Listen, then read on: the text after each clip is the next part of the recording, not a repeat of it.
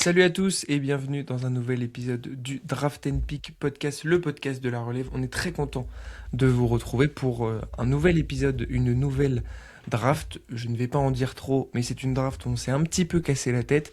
Et pour cela, je suis avec celui que je surnomme maintenant Nico Saliagas, Jean-Pierre Foucault. Vous aurez l'occasion de découvrir pourquoi.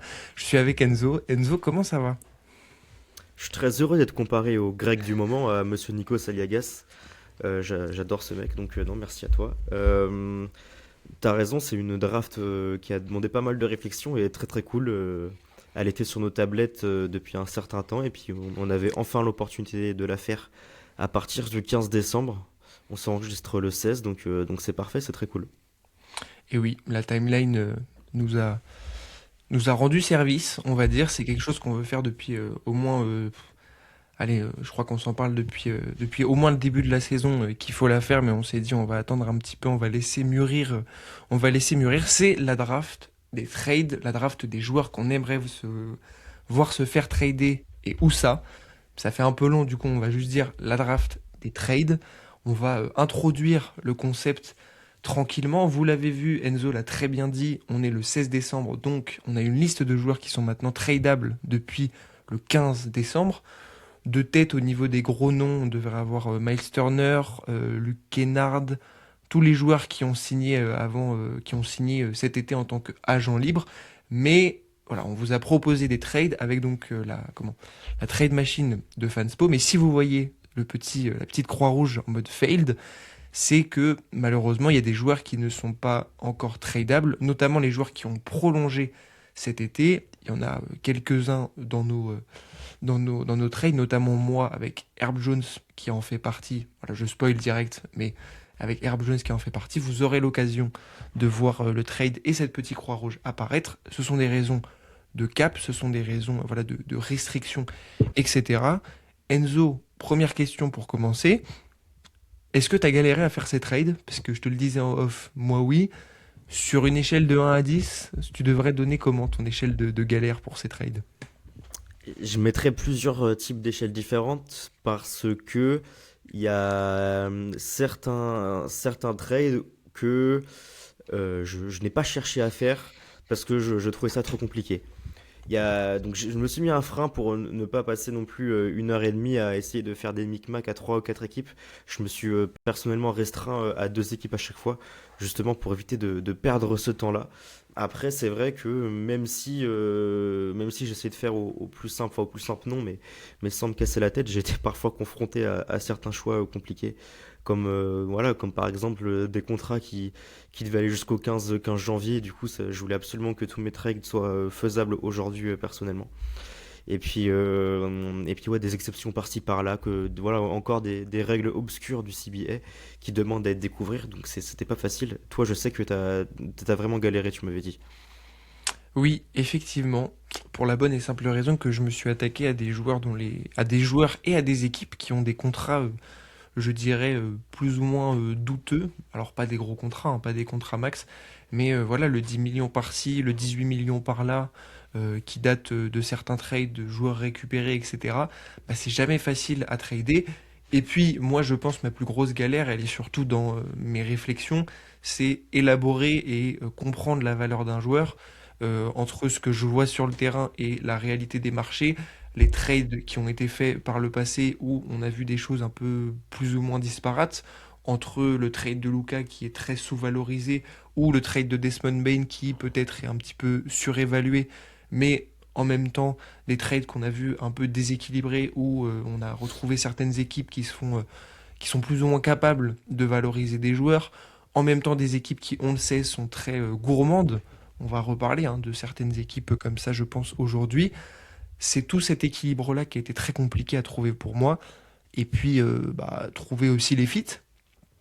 Parce que peut-être pour moi, peut-être pour toi, c'était plus évident. Parce que tu as eu, pour donner un peu les coulisses, on s'était donné les noms à l'avance pour ne pas avoir des doublons. Mais toi, tu as eu plus vite cette espèce de déclic sur les noms. Tu savais à peu près qui. Moi, ça a été très compliqué déjà de trouver les noms. J'avais une tonne de joueurs en tête qui me venaient, et puis de trouver les fits et pourquoi c'était intéressant, et pas juste de les bazarder quelque part parce qu'il fallait ou les faire partir ou les trader. Ouais, Je suis assez satisfait de, je crois, vraiment 4 de mes trades où je me dis, je comprends le fit dans les deux sens. Il y en a un, j'ai un peu du mal à le voir. Et il y a un autre critère aussi qui a été difficile durant cet exercice, c'est le fait que nous, en tant que simple observateur extérieur, on n'a pas de contraintes financières à gérer. Mm. Et ce qui rentre énormément dans la balance, dans la réalité. Donc voilà, il y a certains de mes trains que voilà, je ne vais pas spoiler maintenant, mais je me suis dit, tiens, là, comme ça, de mon point de vue, je trouve que ça passe, mais je pense que, comme tu l'as dit, en fonction de la réalité du marché, etc., peut-être qu'il en sera tout autre et qu'il y a il y a une certaine valeur financière de ce joueur que je n'arrive pas forcément à comprendre. Et c'est tout l'exemple que tu as dit tout à l'heure avec Desmond Bain, qui lui a été tradé aussi parce que du côté des Memphis Grizzlies, on ne veut pas payer de luxury tax et on essaye d'économiser de l'argent au maximum depuis quelques temps. Et que c'est pour ça que l'effectif baisse en qualité depuis 1 ou 2 ans maintenant. Donc voilà, c'est intéressant d'en discuter, je pense, d'avoir la validation ou non de l'un et l'autre finalement, Mm. et pour voir si après une semaine de réflexion, est-ce qu'il y a un trade où en fait non, c'est totalement utopique et je me fais avoir ou je me fais des films tout seul dans ma tête. Ça va être super intéressant. Mais ouais, super idée. Et puis en plus, on a une nouvelle manière d'introduire ces drafts Et oui, qui nous a été proposée par un auditeur et collègue, on peut dire ça comme ça. C'est Lucas du roster qui est déjà venu à 2 reprises pour la draft de l'Eurobasket et pour un épisode qui va sortir semaine prochaine. On peut le dire, le plus gros épisode oui. de l'histoire de Draft Pick, et j'aime bien dire ça Voilà. parce que j'ai entendu toute ma vie des youtubeurs le dire. Donc maintenant on peut le dire. Le Voilà, final, le boss final de la saison 2025, qui a été très exactement. courte, enfin qui a été courte parce qu'on a commencé en 2025, mais c'est le final boss. C'est le final boss. Exactement, et la réflexion de Lucas, c'était que, pour ceux qui écoutent de manière récurrente, ça saute aux yeux de tout le monde, mais tu es bien meilleur que moi en ce qui concerne notre jeu d'ouverture habituel, qui consiste à dire chacun notre tour un joueur dans une équipe associée à une année. Donc par exemple, le plus de joueurs possible des Chicago de 2016. Et à ce jeu-là, tu es bien meilleur que moi. Tu as gagné, je crois, peut-être 6 fois sur 6. Même lorsqu'on est tombé sur mon équipe préférée de tous les temps, les Portland de 2019. Donc, suite à ça, Luca avait une super idée. C'était de partir un peu sur le même principe, mais en confrontation sur des équipes différentes, en choisissant chacun une équipe pour l'autre. Par exemple, je choisis les Washington de 2025 pour Oscar. Oscar, lui, choisit la Nouvelle-Orléans de 2025 pour moi. Et à ce moment-là, on a 30 secondes chacun pour en dire le plus possible, tout en, du coup, en essayant de mettre l'autre en difficulté. Et ce qui peut permettre aussi d'équilibrer un petit peu les choses, parce que je suis sans doute allé dans des équipes un peu plus sombres, un peu plus anciennes qu'Oscar le fera pour moi, pour voir s'il y aura un peu plus d'égalité, d'équité à ce jeu-là.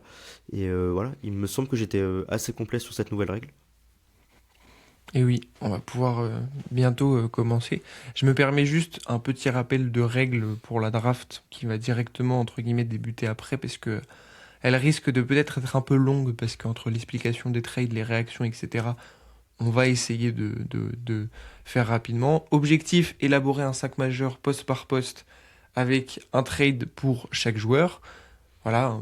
Évidemment, l'objectif, c'est aussi d'agrémenter d'autres joueurs. Il va y avoir des joueurs contre des joueurs, mais il faut vraiment que la pièce principale ressorte comme étant l'asset principal qui arrive dans l'équipe.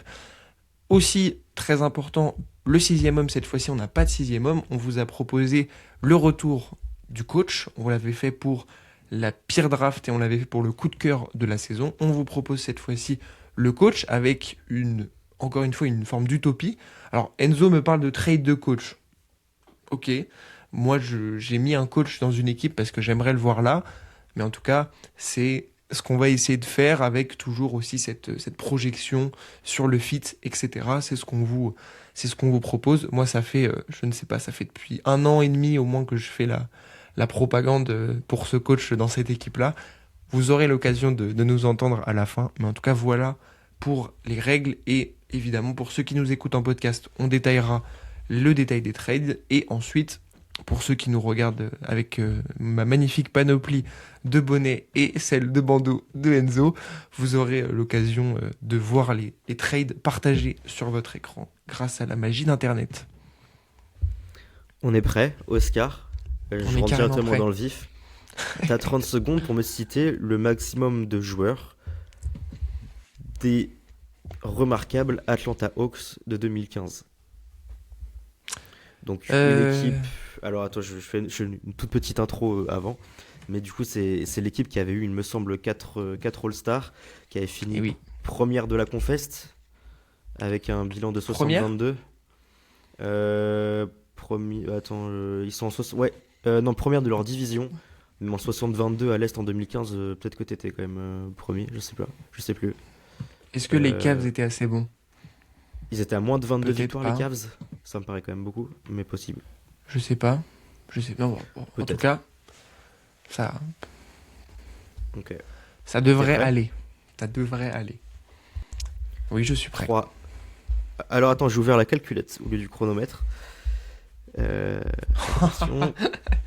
Moi, si tu veux compter le nombre de joueurs, si tu, Alors, quelle insolence. si tu- 3, 2, 1. Parti. Paul Millsap, Kyle Korver, Mike Scott, Shelvin Mack, Jeff Teague, Al Horford, Ken Bazemore, Thabo Sefolosha. Doit y avoir le cadavre de Elton Brand, Dennis Schroeder.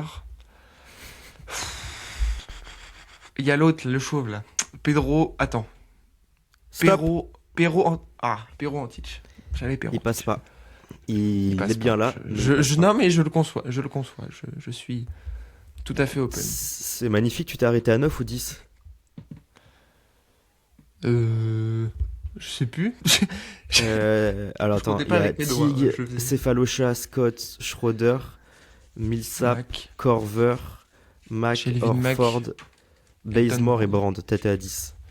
10. Bon, ça va être insultant, je crois qu'en fait c'est encore pire que le premier jeu. Yes. Bien Es-tu joué. prêt? Bah ouais, ouais, mais ouais. Attends, je vais juste chercher un truc vite fait pour être. Je vais te demander de me citer le plus de joueurs possible des Kings 2022-2023, des Kings en playoff, des Kings de playoff. Voilà, simple pour commencer. Ouais. Et il me faut un petit chronomètre, vite fait. Bien fait. Hop, chronomètre en ligne. Est-on prêt? Es-tu prêt? Bah ouais, ouais, mais oui, ok. Ça va pas être très long. Allez, 3, 2, 1, c'est parti. Alors, De'Aaron Fox, Domantas Sabonis, Keegan Murray, Oui. Kevin Huerter, Malik Monk, il était déjà là.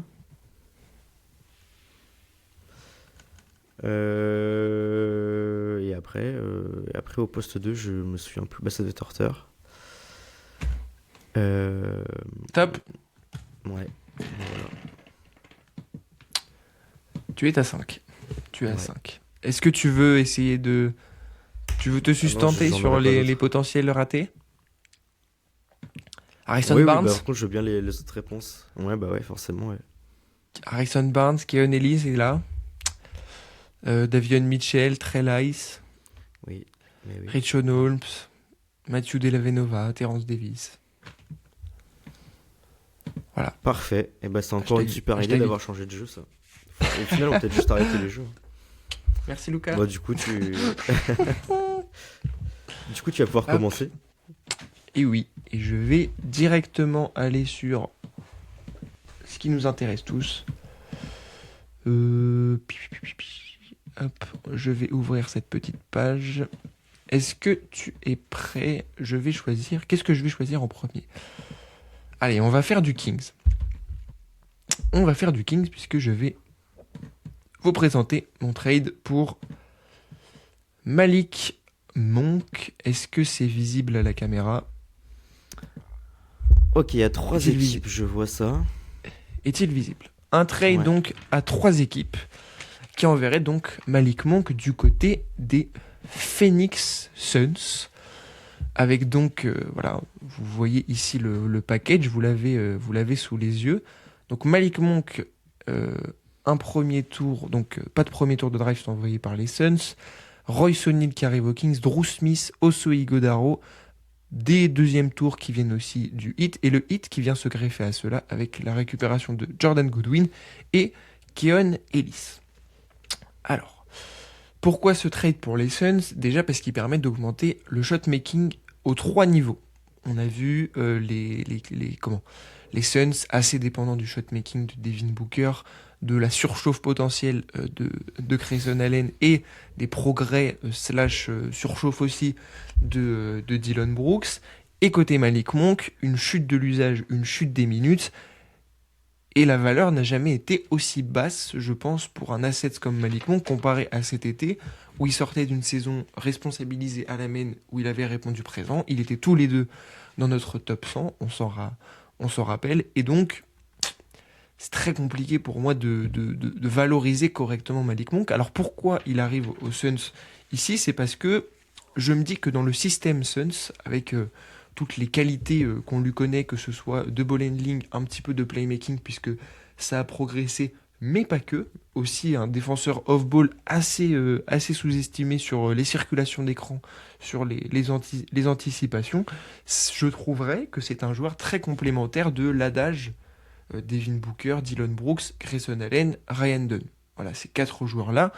C'est un joueur que je mets pour devenir un peu le 6e homme slash alternative principale à blessure de Booker, méforme de Grayson Allen. Un joueur qui donc peut tenir la gonfle, qui a été habitué donc à tenir aussi à tenir la main. Pour les Kings, pourquoi ce trade? Déjà parce que je pense qu'il faut libérer aussi le soldat Keon Ellis. Et un swap Drew Smith Keon Ellis, alors là vous le voyez, Drew Smith pour l'instant n'est pas tradable parce que c'est une prolongation de contrat et qu'il faudra attendre donc le 15 janvier. Un swap Drew Smith Keon Ellis en soi pour moi ça a du sens parce que Keon Ellis fait les mêmes choses que Drew Smith avec le bonus 3 points playmaking défensif plus et en même temps les Suns se débarrassent et valorisent la très bonne saison de Royce O'Neal qui avec une valeur qui n'a jamais été aussi haute pour un contrat qui peut parfois paraître assez embêtant. Et les Kings récupèrent un jeune, Oso Ighodaro, ce qui permettra de faire de la place à Kamal Maluar aussi un petit peu dans la raquette, même si on sait que Jordan Hunt l'apprécie. Donc voilà, pour les Suns, plus de shot-making, une complémentarité. Pour le Heat, voilà, ils se mettent un peu en cap filler slash on essaie de récupérer un guard pour apporter aussi de la variété dans le jeu, toujours cette logique de pace, etc. Et enfin, pour les Kings, on essaie de faire avec la valeur qu'on arrive à donner de nos joueurs, qui n'est pas exceptionnelle. On récupère, entre guillemets, 2 jeunes, qui sont malheureusement pas si jeunes que ça. Mais en tout cas, voilà ce que je te propose. Il y a beaucoup d'informations. Beaucoup de joueurs, il est bien chargé celui-là. J'ai quand même l'impression que ça vient quand même rajouter pas mal de joueurs du côté des Kings. Là où il faudrait peut-être un peu assainir et changer du tout au tout, quoi. C'est un peu un. Moi, après, je me suis rendu compte que j'ai sans doute fait la même chose, hein, moi, pareil, dans un de mes trades, donc ça va pour moi aussi, mais ça ressemble à des trades d'ajustement sur des postes où il n'y aurait pas vraiment besoin. Peut-être avec la redondance de porteurs de balles, si on vient rajouter Drew Smith dedans, je suis pas sûr que ça change grand-chose. Après, j'aime beaucoup la position du Heat là-dedans et le fait de recevoir Keon Ellis, forcément, qui sortirait un peu de sa prison du côté des Kings, ça serait toujours intéressant. Et il y a peut-être un peu de mal à voir l'intérêt pour les Suns de récupérer seulement Malik Monk et pas forcément de choper de tour de draft là-dedans. Je sais pas ce que t'en penses. T'as peut-être une vision du Malik Monk dans ce Phoenix-là qui est plus importante que la mienne, j'imagine. Bah, franchement, je suis très très haut sur cette vision-là. Après, je l'ai pas fait en disclaimer, mais vraiment, ce sont des bases de trade. Oui, oui, bien Voilà, sûr. ce sont évidemment des bases de trade. Entre les règles steppiennes de on peut pas échanger tel pick sur 2 années consécutives, les protections, les swaps, etc. Les joueurs aussi, parce que les Suns sont beaucoup de joueurs de petits contrats. Là, vous voyez, j'ai mis voilà, Jordan Goodwin, Keisha Johnson, pas mal de petits cap fillers par-ci par-là. Je pense qu'il y a des choses qui pourraient être faites. Et puis les Kings ont beaucoup de second tour de draft, récupéré, je crois, du trade de DeRozan ou du trade de Fox, un des deux. Ils ont pas mal de second tour de draft. Donc pourquoi pas essayer de migrer en fait ces trades, enfin ces second tours aussi un peu vers les Suns. Mais en tout cas voilà, moi la grosse vision sur Malik Monk au Phoenix Suns. Je trouve que ça serait assez complémentaire de tout et ça ne viendrait pas déséquilibrer parce que je pense que c'est un joueur dans le système global et une défense très fonctionnelle avec, comme je le dis, un défenseur off-ball quand même, je trouve assez sous-estimé. Je le mettrais là. Et puis, moi, je vois pas de continuité pour Royce O'Neal aux Suns, qui fait une bonne saison, mais en même temps qui a jamais eu une valeur aussi haute, alors que son contrat est un peu discutable. Donc voilà. Et de toute façon, et c'est aussi la logique que j'ai fait. C'est le seul trade des Kings, mais c'est aussi une conclusion globale sur les Kings, c'est que malheureusement, je pense que ça va être une équipe qui est pas en position de force sur ces trades. Euh, DeRozan est mal valorisé, Sabonis est très sous-valorisé, Keon Ellis, tu le valorises plus parce que tu le fais beaucoup moins jouer qu'avant. Du coup, il pourrait être en fait un des meilleurs role-players sur le marché, mais tu le fais pas assez jouer. Et c'est pareil avec Monk. Monk, son usage est en chute libre.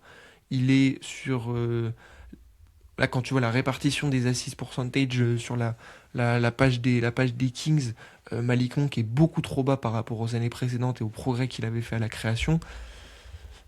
Et voilà. Et en même temps, ça rejoint un peu la logique aussi des Suns qui se nourrissent de porteurs de balles un petit peu coup-ci coup-ça, avec des meneurs qui n'en sont pas vraiment. Donc voilà, je propose cette base-là.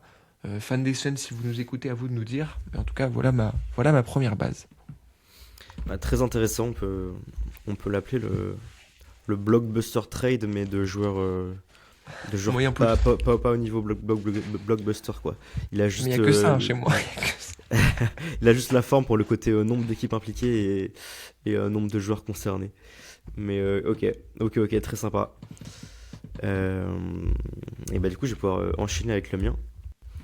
Si j'arrive à m'en sortir et par lequel je commence. Euh, Eh bien écoute, je vais commencer par celui-là. Je vais mettre les pieds dans le plat directement avec le trade de Yanis Antetokounmpo. Boum. Boum. Que je vais envoyer. Ah bon, c'est quelle fenêtre? C'est celle-là. Ok. Que je vais envoyer à Miami. Alors, Ok. euh, alors j'ai perdu mon écran. Hop, c'est bon. Ok. Alors, Giannis Antetokounmpo part du côté du Miami Heat en compagnie de Gary Trent Jr. pour des questions de contrat, pour des questions de contrat. Et les joueurs qui font le chemin inverse, ce sont Andrew Wiggins, Norman Powell, Kelly Ware et Kasparas Yakutionis. Il y avait pas mal de réflexions derrière ça. Déjà, c'est une réflexion qu'on a plus ou moins déjà eu aussi avec Luca dans son podcast World Talk il y a 2 semaines maintenant. Donc je vous encourage à aller l'écouter, c'était très très cool. Et on a pas mal discuté des potentielles destinations de Yanis et j'aimais bien l'idée de le voir rejoindre le Heat.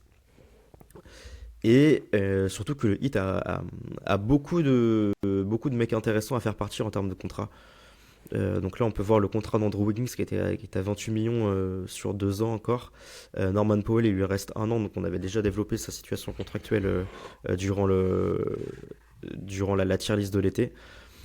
Et donc ça, c'est vraiment des mecs qui vont venir pour le côté contractuel parce qu'il faut bien réussir à équilibrer. Sportivement, à l'heure actuelle, du côté des Bucks, en sachant qu'une reconstruction serait largement entamée en cas de départ de Yanis. La valeur de ces deux mecs-là, je m'en interroge. Andrew Wiggins, il aura sûrement une valeur pour un potentiel trade à nouveau dans une autre équipe, même si son contrat est quand même assez gros, ça je ne sais pas. Par contre, Norman Powell, en sachant qu'il est en fin de contrat, il y aurait peut-être quelque chose à faire avec un sign and trade cet été qui pourrait être plutôt intéressant pour les Bucks avec le moyen de s'en sortir avec quelques tours de draft ou des jeunes joueurs notamment. Et puis il fallait quand même un intérêt du côté des Bucks avec deux jeunes joueurs qui sont plutôt intéressants. Kelly Ware qu'on a déjà vu titularisé l'année dernière, parfois cette saison, intérieur très grand, très vertical avec un peu de shoot, qui a perdu sa place de titulaire là dernièrement avec le retour de Tyler Hero, qui est encore très jeune et qui a un contrat, un petit contrat parce que c'est un fin de premier tour je crois. C'est un top 15 quand même. Ok, ouais, bon, ok, fin de top 15. Et Kasparas Siakouchonis, qu'on a très peu vu cette saison, 20e pick de la draft 2025, qui est un porteur de balle qui était attendu beaucoup plus haut, qui a pas mal glissé, et qu'une équipe qui a le temps et qui a sans doute beaucoup plus de patience que le Heat va pouvoir chercher à développer. Je pense que là-dessus, ça peut être une valeur très intéressante pour Milwaukee. Et de l'autre côté, le Heat donc récupère Yanis, j'ai pas besoin de faire de dessin, n'importe quelle équipe qui récupère Yanis s'en sort grandi. Et Gary Trent arrive donc pour des questions financières. J'avais le choix entre quand même pas mal de mecs Mais parce que les Bucks ont un paquet de joueurs, donc au contrat minimum autour de 2-3 millions d'euros. oui, J'ai choisi Gary Gary Trent Harris, tout Jr. ça. parce que c'est sûrement celui qui a le plus de valeur, je pense. Le meilleur joueur. Après, est-ce que le Heat sera en position de négocier Gary Trent ou pas? Je ne sais pas. Mais voilà, je vais te laisser me dire ce que tu penses de ce premier trade. Bah moi j'aime beaucoup. Déjà parce qu'il y a une espèce de... la base Milwaukee serait pas non plus inintéressante. Parce que si Ryan Rollins a progressé au playmaking, pour moi ça reste plus un combo guard. Et donc lui mettre un vrai meneur porteur de balle, cette espèce de duo combo guard avec Rollins qui est pas un mauvais défenseur, plus Kasparas, bah moi je clique. Il faudra un meilleur coach, hein, évidemment. Mais bah moi je clique parce que voilà, deux porteurs de balle assez intéressants. Un qui est beaucoup plus scoreur, l'autre qui semble beaucoup plus avoir des instincts de passeur et aussi de comment de, de shoot de loin, je crois. Je sais plus Kasparas, je sais plus ce que j'en avais écrit. Et puis en même temps, quel est je sais pas. Je sais pas, parce que du coup, c'est un trade qui me fait poser plein de questions sur Turner, sur des joueurs comme ça. Est-ce que du coup, tu te retrouves avec une raquette Turner, Kelly dans ton trade? Et puis Andrew Wiggins, j'aime bien la valeur ajoutée, parce que c'est un joueur moyen tout au plus, mais c'est un joueur qui peut te permettre aussi de faire monter les enchères. On a vu pas mal de packages se former autour de lui, que ce soit pour l'envoyer aux Lakers, etc. Et puis côté hit, alors Yanis, je vais pas faire un pamphlet dessus, parce que voilà. Mais si tu arrives à gratter Gary Trent Jr. comme dans ton trade, je trouve ça assez fonctionnel. Alors, évidemment, ce n'est pas Norman Powell, ce n'est pas Andrew Wiggins, mais c'est un joueur tout à fait fonctionnel dans une équipe NBA en 3 pour remplacer Powell ou Wiggins. Moi, je dirais pas non non plus, même si, évidemment, je milite pour Pelle Larson dans le 5 majeur. En tout cas, voilà. Donc il y avait plein d'autres choix. Les discussions actuelles vont de rumeurs autour de San Antonio, autour de New York, autour de Miami aussi. J'ai choisi celle-ci aussi pour des questions d'équité, pour voilà, qu'il n'y ait pas non plus une nouvelle super team qui vienne s'ajouter, parce que j'aime bien aussi l'idée de voir le hit très performant à nouveau, et un feat avec Bam Adebayo. Je suis assez Oh là intrigué, là. il y a pas mal de questions, le fait de le voir sous Spoelstra aussi. Donc voilà pour mon premier trade. J'ai dit tout ce que j'en avais à en dire parce que j'ai pas envie de faire pas mal de répétitions après en avoir parlé aussi sur le podcast de Lucas. Donc si tu veux passer à ton deuxième trade, je te laisse y aller avec plaisir. C'est parti. Je te laisse me couper ton écran si tu veux bien. C'est fait. On y va pour le deuxième trade. Fenêtre. On va parler de monsieur Ayo Dosunmu. C'est parti. Est-ce que tu vois ce que je te Oh waouh, je propose? vois. Ah ok, non, je voyais. Ok. Encore un trade à 3. Encore un trade à Ok. 3. C'est un trade qui passe. C'est un trade qui passe. Alors, Ayo Dosunmu va du côté des Minnesota Timberwolves. Alors, vous allez rire, mais en plus, ce n'est même pas le bon, parce qu'il y a une petite valeur ajoutée dans ce que je propose. Est-ce que tu vois l'autre? Ah oui, voilà. Voici le vrai trade. Voici le vrai trade. Ok, Il y a deux versions. le premier, je le trouvais bizarre. Voici le deuxième Hmm. qui est, je trouve, un petit peu plus équilibré, slash valorisant pour les Chicago Bulls. Alors, Ayo Dosunmu, ici c'est ma pièce principale, puisqu'il s'en va vers les Minnesota Timberwolves. Alors, Ayo Dosunmu c'est compliqué puisqu'il a une valeur plus ou moins forte, tout comme les Bulls, on va dire. Vu le début de saison qui était très bon, qui chute, voilà, je pense qu'on referait une tier list des équipes qu'on a préféré regarder à l'Est. Il y aurait une fluctuation de la position des Bulls qui irait plus vers le bas. Et pourquoi je l'envoie du côté des Bulls? Parce que des Wolves, pardon, parce que les Wolves appliquent une logique de porteur de balle, je dirais, un petit peu comme les Suns, moyen plus, avec Anthony Edwards, Dante DiVincenzo, Julius Randle. Et ce qu'on peut voir, c'est une chute des minutes de Mike Conley, une chute des minutes de ce que j'appelle des vrais meneurs, initiateurs de jeu, etc. Et même si Anthony Edwards a progressé au playmaking, Dante DiVincenzo fait des bonnes choses, et que Julius Randle est évidemment capable d'initier le jeu, je trouve que ça manque encore peut-être d'un joueur en plus. Et donc je me suis dit, pourquoi pas essayer de pousser en fait cette logique avec un joueur qu'on pourrait exploiter des deux côtés du terrain dans une logique d'energizer qui pourrait à la fois réguler un petit peu le fond de jeu, suppléer sur trois postes, parce qu'il est capable de défendre sur trois postes, et aussi permettre à un joueur comme Jaden McDaniels de se reposer. Et pourquoi j'implique McConnell là-bas? Parce que, pour des raisons personnelles, parce que j'aime bien le joueur, j'avais pas envie de l'envoyer aux Bulls. Du coup, je me suis dit, les Bulls, c'est très compliqué parce qu'il leur faut des jeunes, mais en même temps, c'est une équipe qui, pour ce trade-là, je me suis vraiment inspiré de la manière dont ils ont valorisé leurs joueurs ces récentes années. Et pour l'instant, bah, c'est pas fou. C'est pas fou. Pour en avoir discuté avec Lucas, il dit que c'est un trade qui est tout à fait. Enfin, il en est pas très content de ce trade-là, mais en même temps, il a admis le fait que c'était un trade qui était tout à fait possible, du fait de la valorisation que font les Bulls. On l'a vu avec Caruso, même si avec le recul, le trade est gagnant pour les Bulls parce qu'avec Guidi, ils ont un joueur qui est tout à fait pertinent, mais pour la valeur de Caruso de l'époque, on s'en rappelle, bah, c'est très compliqué. C'est très compliqué. DeRozan, pareil. Fox, Zach LaVine, on a vu, c'était très difficile aussi, etc. Donc là, je me dis, c'est un trade qui est tout à fait possible. Et pour Ayo Dosunmu, déjà, l'intérêt, c'est de trouver une équipe qui va enfin le faire jouer de manière régulière, parce que on a une fluctuation statistique qui est énorme, que ce soit sur responsabilisation à la création, responsabilisation en défense, etc. Je vois plein de fluctuations sur ces pages lignes de glace. Et puis, pour les Wolves, je me suis mis un peu en tête de faire un Nickel Alexander Walker 2.0.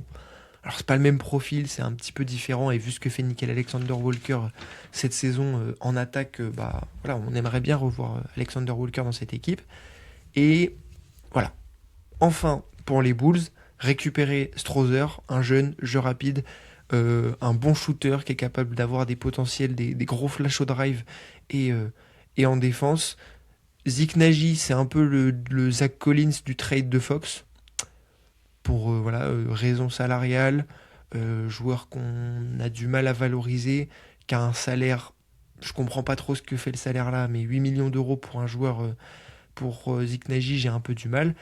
Et Conley, porteur de balle en plus pour les Nuggets, initiateur de jeu qui est capable de former des bonnes circulations de balles sur les dribble end-off, notamment avec Vucevic qu'on peut voir. Un finissant, 10 millions en finissant comment pour les Nuggets, bah, c'est pas rien. Et moi, je préfère avoir 10 millions en finissant d'un joueur un peu fonctionnel comme Conley que Zeke Nagy à 8 millions sur encore 3 ans. Et voilà ce que je te propose avec Leonard Miller aussi qui va du côté des Bulls, un 4 qui stretch, qui passe malheureusement la majorité de son temps en G-League, et un pick qui vient des Nuggets, un second tour, et un pick qui vient des Wolves. Euh, Il y a deux choses que j'aime beaucoup là-dedans. C'est le IO Wolves. Le profil, je trouve très intéressant et cohérent, mais j'en parlerai plus tard. Donc je vais pas m'épandre là-dessus. Et le fait de libérer Julian Strawther, parce que cette saison il joue très peu. Alors il est blessé aussi, hein. Ok, mais je sais qu'il y a une période où il était en position de jouer et il Mm. jouait très peu aussi. C'est un joueur que j'aime beaucoup, beaucoup, beaucoup. Sans doute un peu trop comparé à son réel niveau de jeu, mais je crois très fort en ce gars-là. Surtout, je pense que ça peut être un très bon contre-attaquant. Il a la taille, il a la vitesse aussi pour ça. Donc le fait de Sur jouer le pull-up aussi. dans le jeu rapide, rapide des Bulls, ouais, ça peut être très cool. Donc ça me semble être assez intéressant pour tout le monde, sauf peut-être pour les Nuggets. Après, il y a le côté contrat finissant, à voir comment est-ce que ça s'est transformé. Je connais pas tous les détails contractuels de Denver sur l'été prochain pour savoir s'ils ont besoin d'un cap space pour le mois de juin et l'intersaison qui arrive. Après, ça semble cohérent pour les Bulls, les Bulls. Même plus intéressant que ça quand même pour les Bulls. T'as dit que Luka trouvait que c'était crédible parce que le front office des Bulls nous a habitués à certains trades un peu étranges, voilà, qui posaient question. Moi, je le trouve vraiment plutôt pertinent. Il y a des joueurs à développer, il y a deux seconds tours qui peuvent ouais, c'est toujours du bonus à prendre. Donc ouais, moi je dis pourquoi pas, et j'aime bien celui-là. Je le valide à 8 sur 10, on va dire. Il y a juste quelques petites interrogations sur le cas Mike Conley, mais j'aime bien, ouais. Allez, c'est à ton tour. Mais du coup, ouais, pour Mike Conley, en fait, c'est juste que je me suis dit, en fait, les minutes sont vraiment en chute et l'usage aussi. Et sur le terrain, c'est vraiment difficile parce que le système Wolves en attaque a plus vraiment besoin d'un vrai initiateur de jeu, un initiateur slash vraiment meneur à l'ancienne parce que là, le pull-up à 3 points de Conley en rentre plus trop. Et puis, il a moins aussi, évidemment, la valeur pick and roll, elle est moins présente avec Randle et Gobert. Donc je me suis dit, une option en plus, en fait, où tu as un guard un peu comme ça, combo, qui peut glisser en 3 et tu peux en fait apporter plein de line-up défensifs qui peuvent être, voilà, moi, le switch all Randle, McDaniels, Dosumnu, DiVincenzo Edwards en playoff, moi je dis pas non, hein. Donc en tout cas, voilà ce que je propose. Et pour Conley, je me dis qu'un suppléant à Jalen Pickett et Bruce Brown à la main, ça ne fera pas de mal. Ça marche, et ben je te laisse parfait me partager ton écran. Hop, j'arrive directement, et du coup, je vais dans ma version à moi de ce trade-là, on va dire. Parce que j'en ai fait un presque similaire. Hop, et je le partage immédiatement. Il s'agit de celui-ci. Hop, qui, Waouh, en, qui envoie donc ah mon rêve. Keon Ellis, dont tu as parlé juste avant. Doug McDermott et un second tour de 2029 pardon, appartenant à trois équipes différentes qui devraient être performantes d'ici là. Enfin bref, c'est un petit détail. Donc à Minnesota, en échange de Rob Dillingham qui ferait le chemin inverse du côté des Kings. Ma réflexion derrière ça, c'est la suivante. C'est, comme tu l'as dit, il y a un profil entre Ayo Dosunmu et Keon Ellis qui est similaire sur certains points, avec l'activité défensive, le fait de pouvoir défendre plusieurs postes. On a un joueur avec beaucoup d'énergie, beaucoup de volume de course. Offensivement, du côté de Keon Ellis, on est encore plus brut, avec vraiment très peu de ball handling, un dribble vraiment très moyen, mais un joueur plutôt cool sur cut, très intéressant en transition, mais par contre plutôt régulier à 3 points. Plutôt même Allez voir la vidéo. vraiment bien régulier en 3 points. Ouais, j'en ai fait une vidéo cet été sur Keon Ellis. Playmaker défensif de très très très haut niveau. Un des tout meilleurs de la ligue sur les postes arrière. Euh, donc voilà, comme tu l'as dit, je vais pas faire de retitre sur le fit potentiel avec Minnesota, qui peut être très intéressant. Ça responsabiliserait encore plus du coup des Anthony Edwards, des Julius Randle et, notre ami Dante Vincenzo sur les postes arrière. Mais là, je pense que l'ajout de Keon Ellis peut être directement impactant parce que du coup, c'est un joueur qui est convoité par beaucoup d'équipes, je pense, parce que contre un tout petit, parce que joueur assez simple à plug and play, notamment dans une seconde unique, ou dans le sens où on peut lui donner 10-15 minutes et je le vois être performant assez facilement dans pas mal d'équipes compétitives. Seulement, les Kings refusent de le faire jouer de manière régulière avec un gros temps de jeu. Cette saison, il squatte le fond du banc. Certaines rencontres, il ne joue pas, d'autres, il arrive, il joue 32 minutes, mais sinon, sur sa moyenne de match, je crois qu'il est autour des 15 minutes cette saison. Donc c'est vraiment famélique. Donc ça me faisait poser pas mal de questions, c'est pour ça que je voulais le libérer le plus vite possible. En même temps, il y a Doug McDermott pardon, qui vient faire le même chemin, donc ça c'est vraiment pour des raisons financières.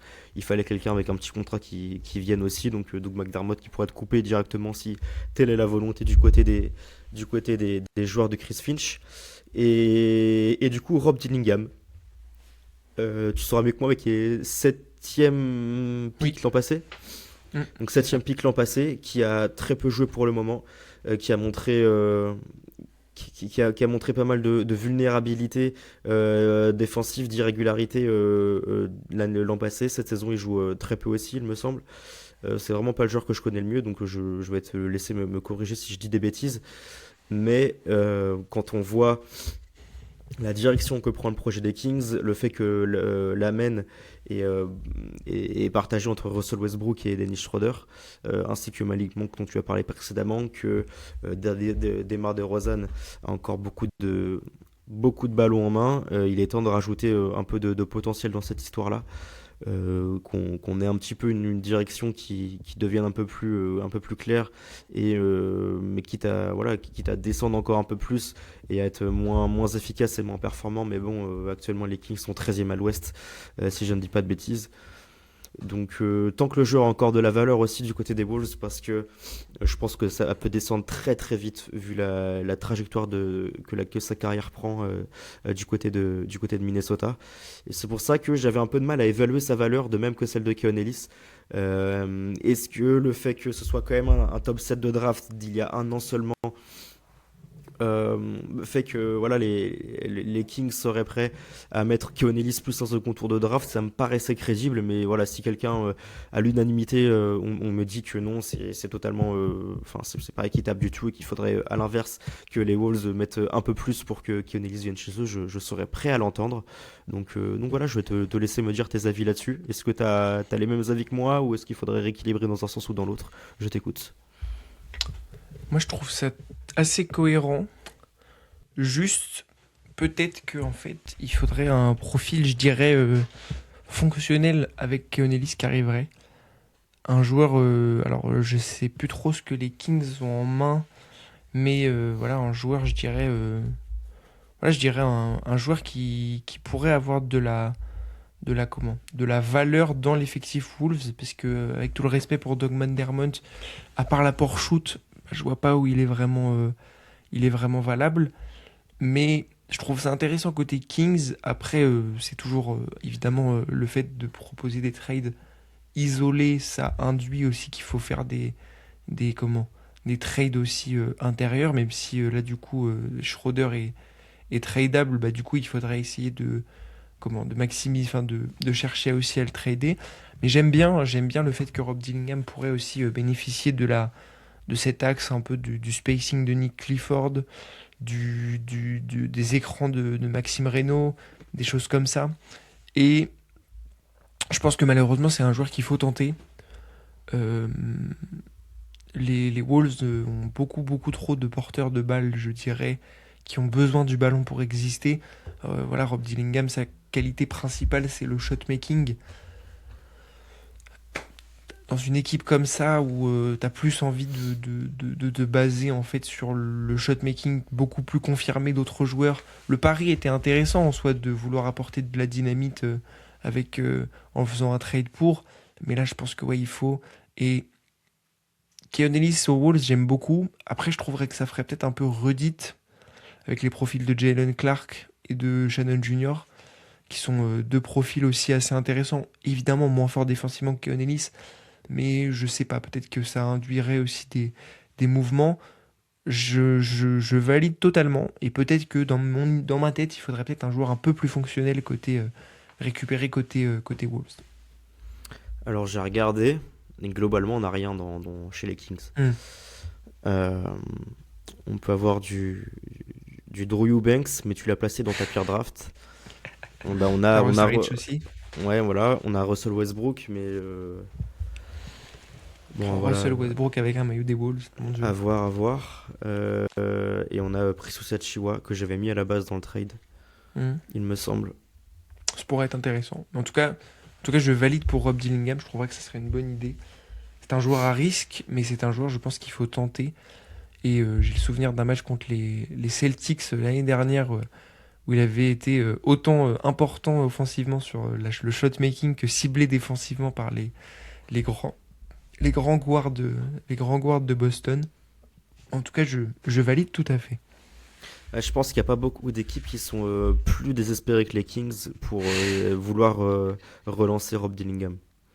C'est malheureusement. Mais en même temps, c'est un joueur avec beaucoup de talent et aussi beaucoup de qualité de joueur, de playmaker, etc. Mais je pense que dans une équipe qui veut jouer grand et qui a un projet de jeu abouti, précis et entre guillemets abouti comme les Wolves, je pense que malheureusement ça n'a pas vraiment sa place. Eh C'est à bien, moi. je vais te laisser nous parler de ton troisième trade. Est-ce qu'on va enfin arrêter de parler des Kings? Euh, oui. Oui, mais on va encore parler d'une équipe de l'Est, de l'Ouest, je dirais, de d'Acabie médiocre, on va dire. Bah, de toute façon, c'est aussi un peu une Hop. habitude, je pense, que tu as eu comme moi, quand on s'est mis à hésiter sur des trades, c'est ok, quelle équipe est en difficulté et comment est-ce qu'on pourrait aider cette équipe à vouloir la relancer. Et là, je vois sous les yeux les magnifiques Pels, donc je vais te laisser nous détailler ce trade-là. Encore une fois, un trade à 3 pour le J'ai déjà détailler vu, un peu plus précisément. j'ai déjà vu beaucoup euh, trop de trades avec Kelly Oubre et André Drummond, je crois savoir où tu allais le chercher celui-là. non, même pas. En plus, celui-là est fait maison. Ok, Parce que oui, dans la préparation, j'ai navigué. Mais c'est un fait maison. C'est un fait maison. Parce que je pense que d'accord. j'ai vu évidemment la bonne idée Herb Jones aux Lakers. J'ai compris.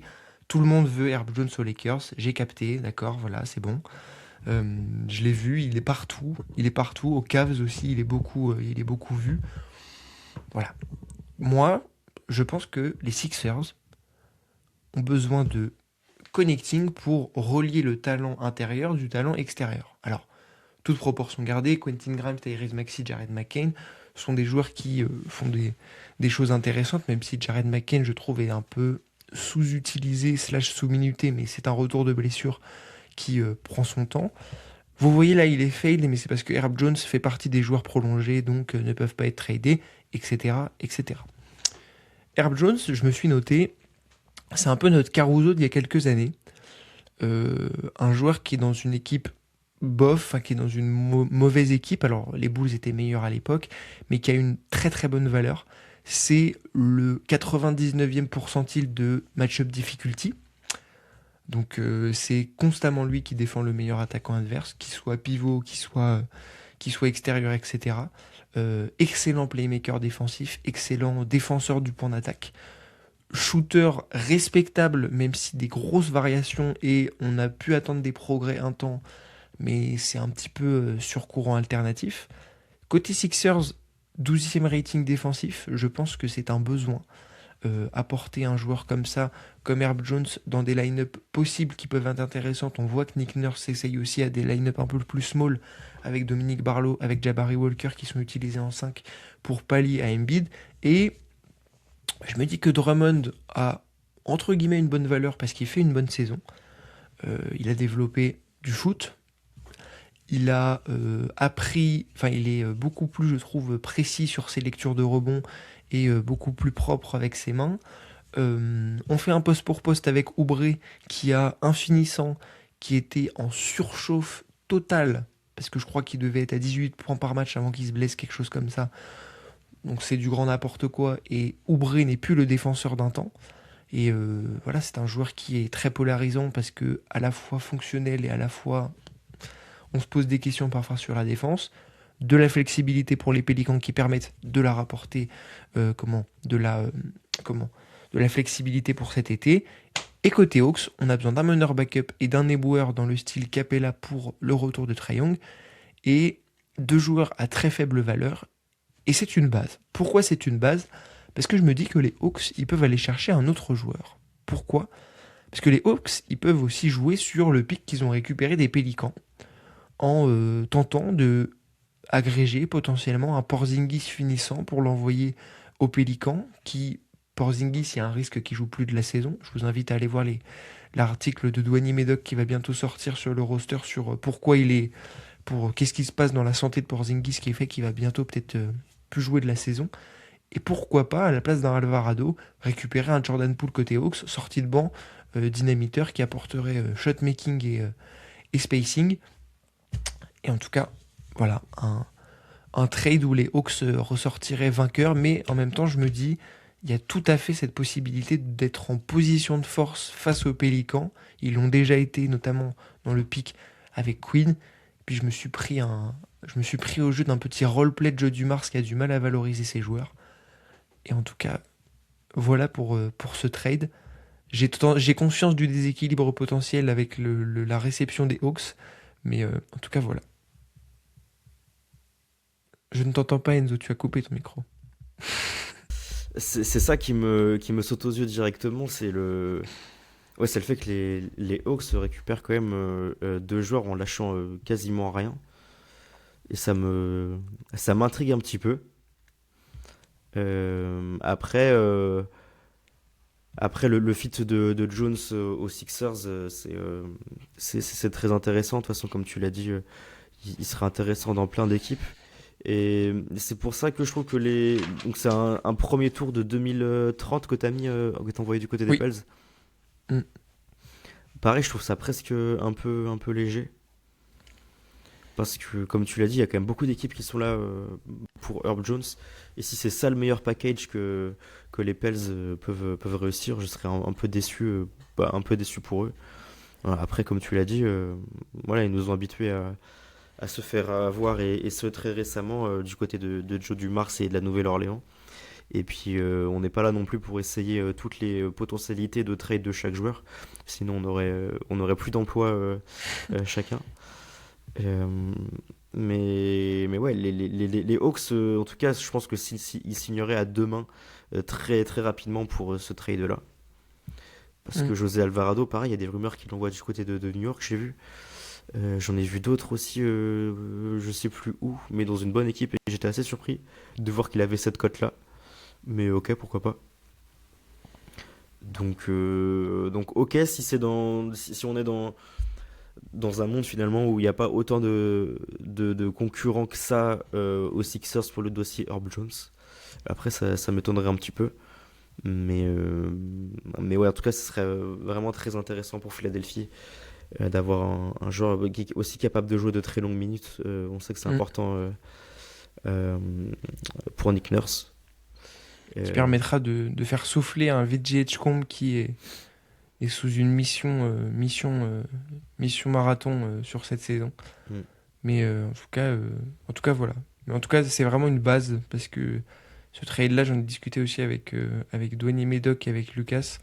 Évidemment, c'est très utopique, mais la valeur d'Herb Jones, elle peut être beaucoup trop haute et en même temps, parfois un peu tendance à avoir une surestimation de son jeu parce que c'est surtout sa défense qui est valuable et son shoot a un peu, je dirais, plafonné.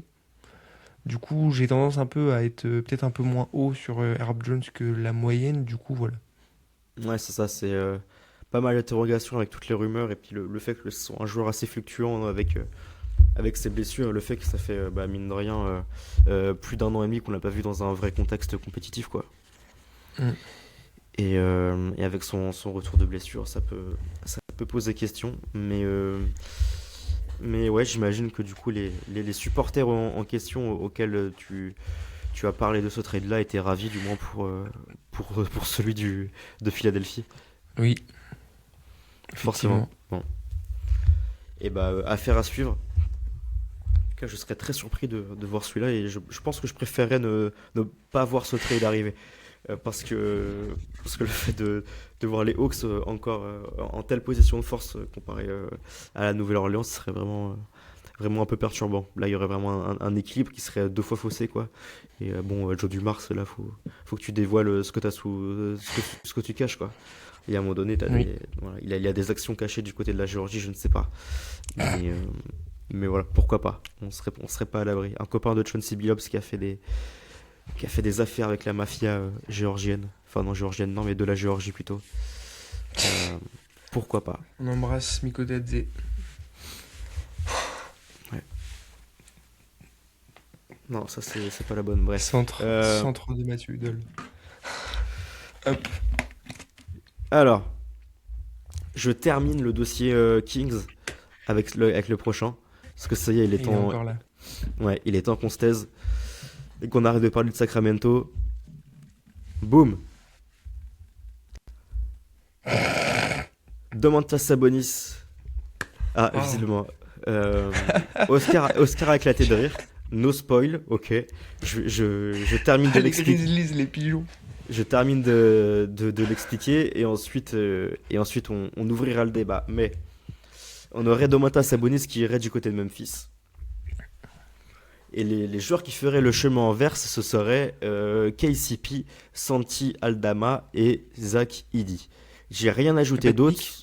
Si, alors justement, je savais pas quel pic pardon, ajouter, et je me disais qu'on pouvait en discuter ensemble. Après, j'avais On aussi, peut. j'avais aussi essayé de mettre Keon Ellis dans la balance et de rajouter, je crois, d'autres joueurs. Je crois que je voulais mettre Ty Jerome ou Scottie Pippen Jr. Envoyé aux Kings, mais je trouve que ça faisait beaucoup trop de monde et surtout, je parlais encore une fois de Keon Ellis. Donc, je voulais m'arrêter un peu là-dessus.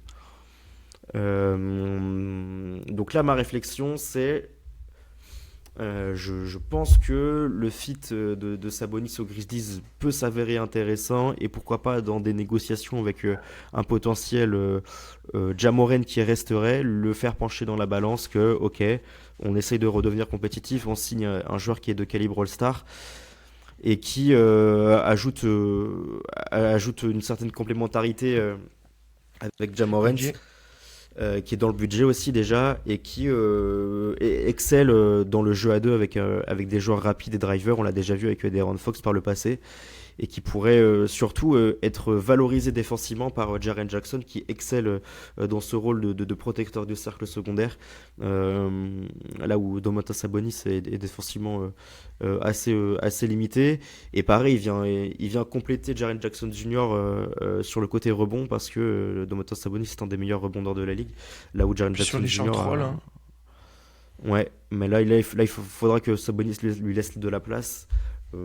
Après ça, s'il est en haut, au poste haut et qu'il essaye de créer du jeu en étant impliqué handball avec, avec un Ja Morant qui vient couper, etc., je me dis pourquoi pas, ça peut se travailler. On l'a vu quelques fois utiliser dans les corners aussi, bon, il ne sera pas forcément respecté, mais voilà, il a sans doute, il a jamais évolué en tout cas avec un joueur du potentiel offensif de Ja Morant. Donc le fit du côté des Grizzlies, je me dis pourquoi pas. Après, c'est du côté des Kings, du coup. Contractuellement, j'étais obligé de rajouter au moins du coup 40 millions de dollars, pardon. Et ces joueurs, pour équilibrer la balance, c'est forcément KCP et Santi Aldama. Oui, Donc qui ont... je euh, sais. parce que bon, tu m'expliqueras après. Mais qui ont des valeurs sportives à l'heure actuelle. Santi Aldama qui fait une saison un peu compliquée, mais qui, je pense, peut encore montrer pas mal de choses. Ça peut être intéressant du côté des Kings de chercher à développer ce mec-là. KCP, bon, on commence à le connaître. Il a signé un nouveau contrat cet été, ou du moins très récemment. La dernière fois avec Orlando, quand il était du côté Voilà, d'Orlando. exactement, Contrat un peu cher. avant d'être tradé. Voilà, c'est pour ça. Bon, après, c'est aussi ce contrat cher qui permet de réaliser ce genre de trade. Et puis, Zach Edey, parce que c'est voilà, un jeune joueur pivot qui est totalement différent de Sabonis dans le profil. Mais ça peut être toujours intéressant de rajouter un peu de jeunesse dans ce projet des Kings. Moins compliqué à Euh, placer aussi. ouais, Sur un jeu de pick and roll, des choses comme ça, moins compliqué, je trouve. exactement. Et je pense que les Kings ne sont pas forcément en position de force de se dire que tel ou tel joueur ne fit pas dans notre équipe parce que leur équipe est vouée à être démantelée incessamment sous peu. Donc il faut prendre les assets tant qu'elles sont là et puis s'adapter au fur et à mesure des évolutions de l'effectif durant les prochains mois slash les prochaines années. Et donc, du coup, je suis bien conscient du déséquilibre pour les Kings, du fait que le fait qu'ils reçoivent aussi peu en termes de valeur de joueur avec un contrat un peu compliqué comme KCP, etc., etc. Cependant, voilà, je voulais discuter avec toi du fait d'ajouter des pics là-dedans. Je trouve ce qui a été le plus dur personnellement dans cette simulation de trade, c'est savoir quelle est la valeur de tel ou tel pic et ce que les équipes seraient prêtes à lâcher ou non pour tel ou tel joueur. C'est un enfer absolu à évaluer. Ça, c'est vraiment quelque chose voilà, que j'ai du mal à comprendre. Et pour te donner un exemple, je vais te dire directement les pics que possèdent nos amis des Grizzlies et voir avec toi ce qui te semble OK à envoyer du côté de Sacramento. Alors, les Grizzlies, ils possèdent leur propre premier pick 2026, 2027, 2028. Un swap avec Orlando en 2029. Un swap. Non, le premier tour d'Orlando en 2030. Leur premier en 2031. Leur premier en 2032. Et après, en first pick, c'est tout. Après, il y a des second tours par-ci par-là. Mais je suis pas sûr qu'on ait vraiment besoin de parler beaucoup de second tour là-dedans. Donc j'ai beaucoup parlé, je te laisse parler un petit peu de tout ça. Moi, j'ai touché à deux pics, parce que j'ai un transfert qui implique aussi les grises. Moi, j'ai touché au swap avec Orlando, je crois, Donc de 2029. de 2029, et j'ai touché à un autre, je crois, tour de 2002 d'Orlando, celui de 2030 avec Orlando. J'ai essayé de conserver une base de pics qui est à Memphis, parce qu'on sait que c'est leur logique en fait de faire de l'addition par la soustraction, c'est-à-dire bah, t'as perdu Desmond Bain, t'as rajouté Coward à la draft et t'avais fait un peu cette même logique entre guillemets, t'avais essayé de faire cette même logique à moyen terme avec Jalen Wells quand t'avais perdu Dylan Brooks. C'est cette espèce d'équilibre un peu que t'essayes de faire via la draft. Tyus Jones, t'avais essayé de faire la même avec Scottie Pippen Jr. quand tu l'avais récupéré. C'est un peu cet équilibrage là que tu tentes de faire par la draft. Donc moi j'ai essayé de me dire, les Grizzlies vont chercher à garder leur propre pick. Alors là sur la photo c'est pas la bonne moi que j'ai par rapport au trade parce que c'était une autre capture d'écran mais pour des raisons de temps je n'ai pas réussi à refaire. Mais moi j'ai touché dans la version finale, je n'ai touché qu'au trade, qu'au pick hérité du trade de Desmond Bain pour entre guillemets les valoriser à bon escient selon la forme d'Orlando. Mais en tout cas oui, il faut des pics. Après, moi là, j'ai essayé aussi de valoriser les joueurs qui partent des Grizzlies pour les mettre dans un projet de jeu. Et j'ai un fit qui m'a paru un peu plus intéressant, notamment pour Aldama. Et je pense que tu vas bien apprécier. Mais en tout cas, très très bon trade. Je suis tout à fait d'accord sur la valeur Sabonis Jared Jackson Jr. qui peut être assez intéressante, même sur des jeux à deux, sachant que Jared Jackson Jr. est un peu utilisé en porteur de balle initiateur depuis l'année dernière. Ça peut aussi décharger un peu Sabonis. Il faudrait un peu de spacing, chose qui est coup-ci coup-ça côté Memphis, sauf si Cam Spencer continue d'être en feu derrière l'arc. Mais j'aime bien, j'aime beaucoup. Et puis défensivement, ça permettrait entre guillemets de cacher un peu Sabonis, chose qui est difficile dans le contexte Kings et ce qui a fait que le contexte Kings n'a pas forcément été propice à sa parfaite valorisation. Mais voilà, en tout cas, j'aime bien le fait que Zaki dit aussi y aille, parce que je me dis joueur plus facile à mettre si tant est que voilà, des Rosanne Lavine restent avec des joueurs qui sont plus des créateurs sur pick and roll, Westbrook, Schroeder, plus facile à faire jouer sur ces aspects-là. Et puis joueur au plafond assez flou, du coup facile aussi de faire jouer la valeur de ce joueur dans les négociations, parce que tu sais pas vraiment ce qu'il vaut. Mais en tout cas, j'apprécie ce trade. Moi, je serais pas allé jusqu'à 2029-2030, je pense, pour les pics. Ça me paraît un peu loin.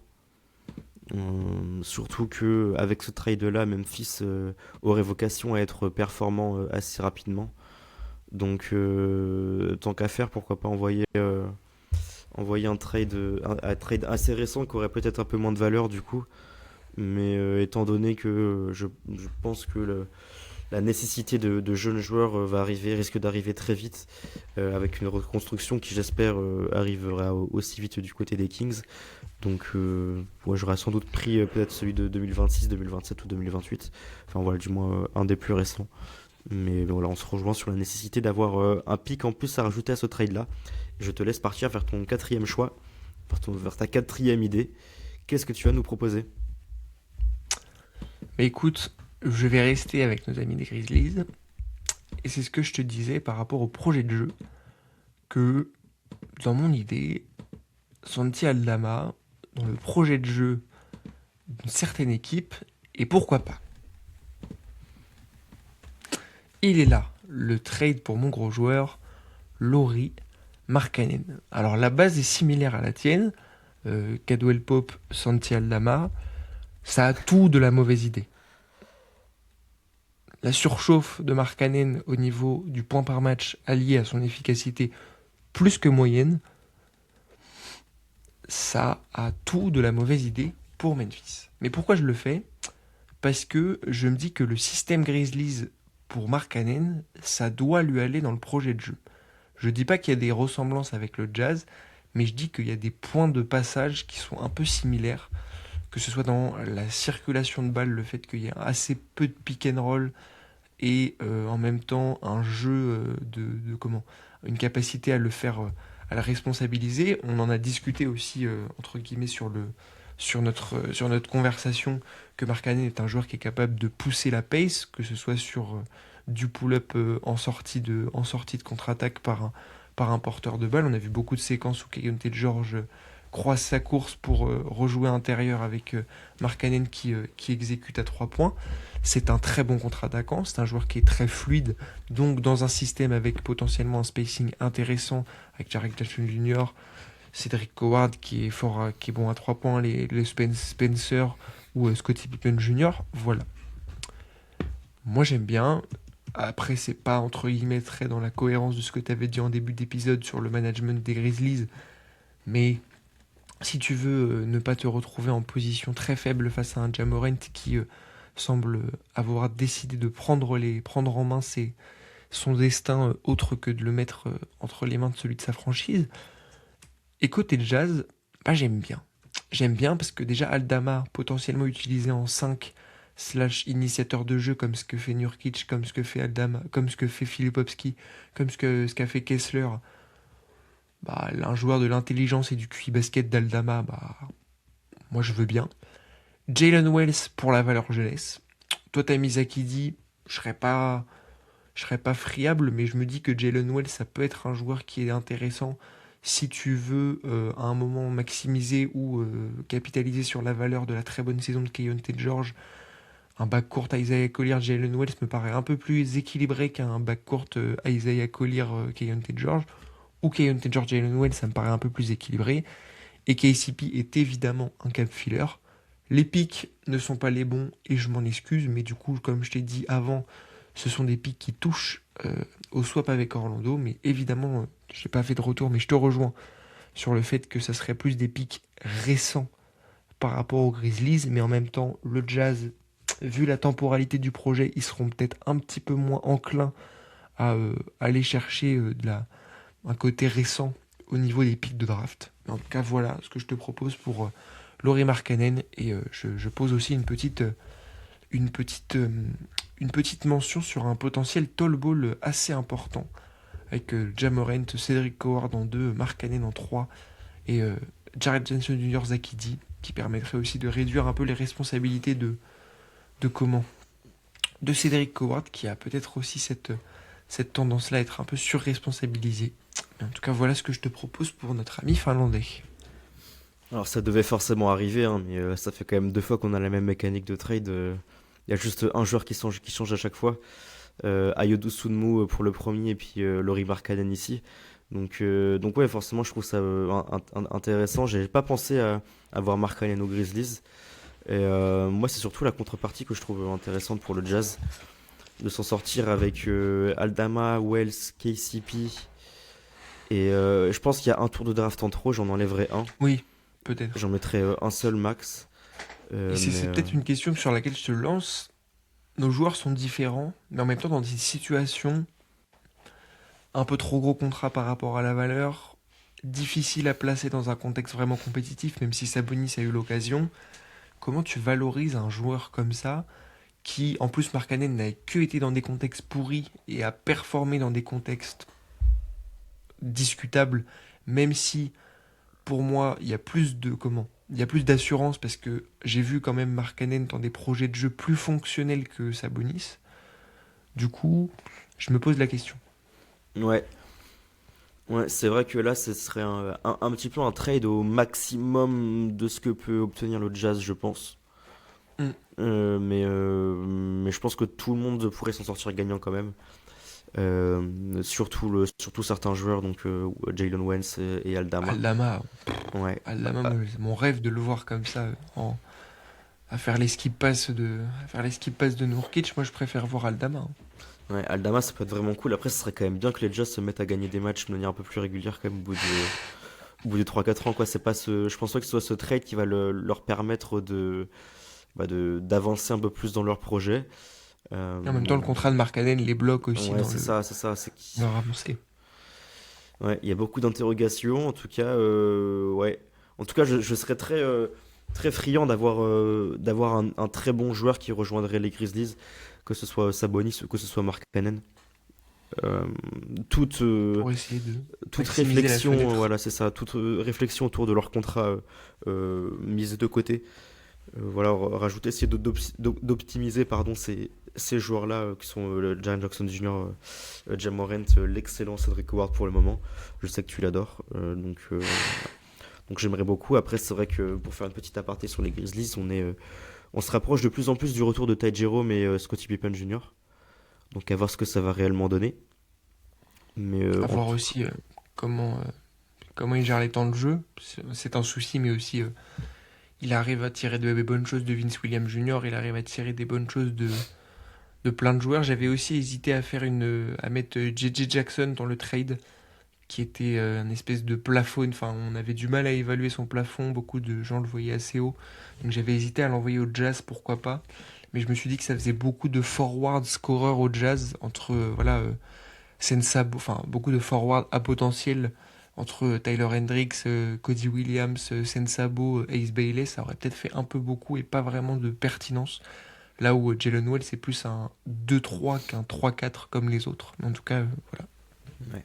Bon, après, il y a aussi la question il y a peut-être beaucoup de porteurs de balles petits du côté des Grizzlies avec Morant, Pippen, Jerome et Spencer. Donc, Mm. à voir comment tout ça va évoluer. Je vais pouvoir passer à mon avant-dernier trade et il est temps de se régaler là quand même. Allez, On a, dis-moi tout. on a pas mal réfléchi. On a dit ok, on a essayé de se mettre à la place de beaucoup d'équipes, certaines dont on n'a pas grand-chose à faire. Là, ça, il est temps de prendre un excellent joueur qu'on adore et de le mettre dans une équipe qu'on adore. Ça y est, là, il est temps de se faire kiffer un peu.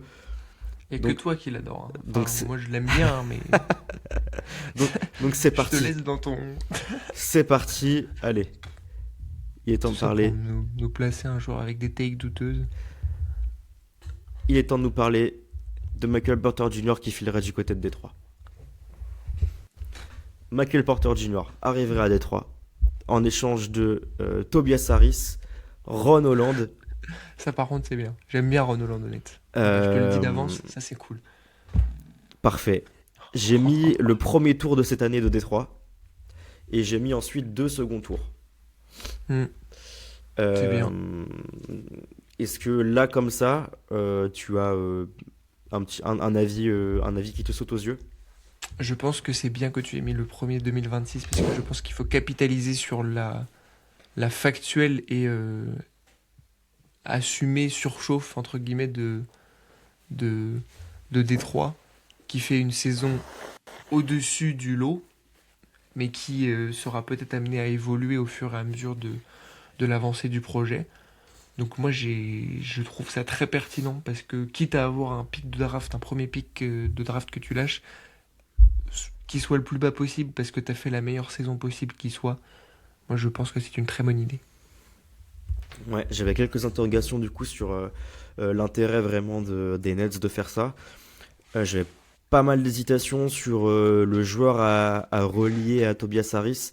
J'ai choisi de mettre Ron Holland plutôt que Jaden Ivey parce que ce n'est pas un porteur de balle, premièrement, et qu'on sait que du côté des Nets, il y en a déjà beaucoup. Et parce que je pense que lui aussi est un petit peu au maximum de sa valeur, parce qu'il y a quand même pas mal d'highlights qui tournent sur Internet, et quand je vois les débats, notamment américains là-dessus, j'en vois certains passer. J'ai quand même l'impression que sa cote est un petit peu trop haute comparée à son réel niveau. Et je me dis, si Détroit en échange peut récupérer Michael Porter Jr., on n'hésite pas une seconde d'envoyer Ron Holland de l'autre côté. Et c'est peut-être ça qui ferait que le package pour les Nets pourrait être intéressant. Pareil du côté des pics, s'il faut rajouter quelque chose de plus intéressant, pourquoi pas. Après, pour entrer dans les détails, j'ai un second tour de 2027 qui du coup appartient soit à Dallas, soit à Orlando ou soit à Brooklyn, je crois. J'ai pas les détails parce que ça me semble, j'ai pas voulu m'y attarder parce que bon, c'est pas le plus intéressant, mais dans le cas où ça tombe à Brooklyn, ça pourrait logiquement tomber autour de la 30e place, donc ça pourrait ressembler à un presque first pick. Et pareil pour le 2028, il y a les Clippers et Charlotte dans le second tour en 2028. Donc où est-ce que seront ces deux équipes-là? Je ne sais pas. En tout cas, si leur timeline ne change pas, on aurait un Charlotte qui pourrait être aux alentours d'une 40e, 45e place, et les Clippers qui, je pense, dans 2 ans, pourraient, en tout cas c'est un monde qu'on pourrait imaginer, serait en reconstruction et dans les bas-fonds de la conférence Ouest, et pareil, un pic qui pourrait être autour de la 30e place et qui pourrait ressembler à un premier tour. Donc c'est pour ça aussi que j'ai mis ces pics-là. La valeur de Michael Porter Jr. À Détroit, j'en ai pas parlé, mais je pense qu'elle est totalement bénéfique parce que un excellent shooter à 3 points que on a vu être très performant déjà dans une équipe excellente avec Denver durant beaucoup d'années. Ça vient combler vraiment un manque de shoot extérieur du côté de Détroit qui est assez certain. C'est un joueur qui est très grand, euh, et qui défensivement peut être intéressant. On sait qu'il y a des schémas très agressifs du côté de Détroit. Sa longueur peut fitter parfaitement avec cette équipe des Pistons là. Donc je serais assez alléché. La complémentarité avec Duncan Robinson, je la trouve pareil plutôt kiffante parce que c'est avec Mm. le ballon deux joueurs qui se ressemblent pas mal, mais qui, mine de rien, peuvent être complémentaires parce qu'ils apportent beaucoup de spacing et peuvent apporter un peu de playmaking secondaire à certains moments. J'ai du mal à estimer vraiment la valeur de ce que je vois du côté de Michael Porter Jr. en termes de création pour les autres cette saison, parce que le fait que les Nets soient une équipe mauvaise, voilà, rend sans doute cette tâche-là un peu difficile. Mais en tout cas, s'il y a une utilisation qui peut s'avérer viable à moyen slash long terme pour les Pistons, je serai preneur. Et voilà. Tobias Harris, lui, il est en fin de contrat cet été. Donc voilà, les Nets pourront faire un peu ce qu'ils veulent. Voilà, je te laisser pour tes avis un peu plus détaillés là-dessus si t'en as. J'aime beaucoup. Après, là, c'est surtout la question des... Comment dire? Franchement, si ce trade se fait, pour moi, ça condamne Duncan Robinson dans le 5 majeur. Ça l'exclut. Parce que là, je verrais plus quelque chose avec Stewart et Duren dans le 5 pour apporter de la défense et plus de capacité au rebond, parce que Harris apporte des choses et Robinson ne fait pas. Alors moi, c'est Mais du Ossard pour moi qu'il faudrait presque condamner. Ah oui, j'avais oublié ça. Mais toujours C'est vrai. avec, ouais, il n'y a pas de souci, on lui donne une trentaine de minutes et bon, en soi, son minutage ne change pas. Ma réflexion derrière ça, c'est que j'aime beaucoup la complémentarité d'Uren Stewart et j'ai Hmm. envie de l'avoir plus souvent. Le fait que Harris s'en aille, ça peut être très cool. Oui. À voir quel volume défensif Kyle est capable d'encaisser. Ça, c'est une bonne question. En fonction des match-ups, pareil, varier avec un Duncan Robinson qui match dans le 5 titulaire ou si c'est plutôt Oscar Thompson, mais à voir selon les match-ups et s'il y a vraiment un extérieur euh, très, très costaud et très dangereux en face. Voilà, je pense qu'on a été assez complet. C'était le trade J'ai- que je voulais j'ai- absolument voir et que j'ai placé en premier voilà, dans mon idée, dans mon petit carnet de notes. J'aime beaucoup, en même temps, un peu de variété aussi dans le registre de scoring. Un peu plus de pull-up, un peu plus de jeu, et puis aussi des nouvelles options pour Duren sur le passing aussi. Ça pourrait potentiellement être intéressant. Mais j'aime beaucoup. Et puis imaginer aussi des line-up où il est un peu plus responsabilisé en porteur de balle avec Ivy, potentiellement si Kate se repose. Je dis pourquoi pas. Oui, c'est ça aussi l'un des avantages de ce trade-là, c'est que Mm. Détroit peut garder Jaden Ivey avec toutes les interrogations pardon, qui est autour de son cas, mais voilà, il resterait du côté des Pistons. Mais c'est à moi. Un petit trade dont on a déjà discuté ensemble sur une conversation. Le voici, le voilà. Cela concerne monsieur Nick Claxton, qui irait du côté des Bulls, tout simplement. On a déjà discuté de la saison de Nick Claxton, il a développé son drive, il a développé son passing, c'est un rim protecteur de qualité, qui a un contrat tout à fait honnête par rapport à ce qu'il est capable de produire, et qui se plairait, je pense, très fortement dans la situation Bulls. Le pick and roll, capacité à être assez fluide et à jouer sur les dunker spots, etc. avec le connecting de Werther et tous les petits joueurs en plus. Et en face, je mets Patrick Williams, fin du projet, slash pourquoi pas tenter de développer vraiment Patrick Williams avec Jordi Fernandez. Enfin, Jordi Fernandez, je te laisse les clés de Patrick Williams. Julian Phillips qui fait un peu effet jeunesse, semi-jeunesse, semi-cap filler, et deux second tours de draft, parce que Nick Claxton a une valeur qui pour moi n'est pas assez forte pour avoir des premiers tours de draft. Un trade un peu entre caca et pipi de la conférence Est, hein. Voilà, je vais pas m'en cacher. C'est pas un trade, je dirais, de grande qualité, mais j'aime bien l'idée de voir Claxton s'éclater dans le système Bulls avec le jeu de pick and roll, être capable de continuer à développer son passing sur les dribble end-off, sur être capable de jouer aussi le short roll avec des cutters comme Bouzelis, comme Werther ou comme Dellen Terry. Et puis je pense qu'il faut en finir avec le projet Patrick Williams et se fixer peut-être aussi sur comment développer, tenter de continuer à creuser la tombe d'un joueur ou d'essayer de l'en sortir avec Patrick Williams qui pourrait se montrer intéressant vu ce que les Nets ont fait de Michael Porter Jr. Pourquoi pas la même chose avec Patrick Williams? J'ai vraiment du mal à voir l'intérêt pour les Nets là quand même. J'imagine que ça a été validé par Luka. Oui, il m'a dit que ça lui semblait bien. Mais ouais, c'était quoi toi vraiment tes réflexions t'as dit que Claxton pour toi ne méritait pas un second tour de draft. Ok, mais malgré ça, malgré cette précision-là, j'ai vraiment du mal à voir l'intérêt pour les Nets. Récupérer un joueur au potentiel et plafond encore incertain en Patrick Williams, puisque c'est la réalité des choses malheureusement à l'instant T, même si ça fait longtemps qu'il est en NBA, c'est un joueur dont on a encore du mal à voir les vraies qualités.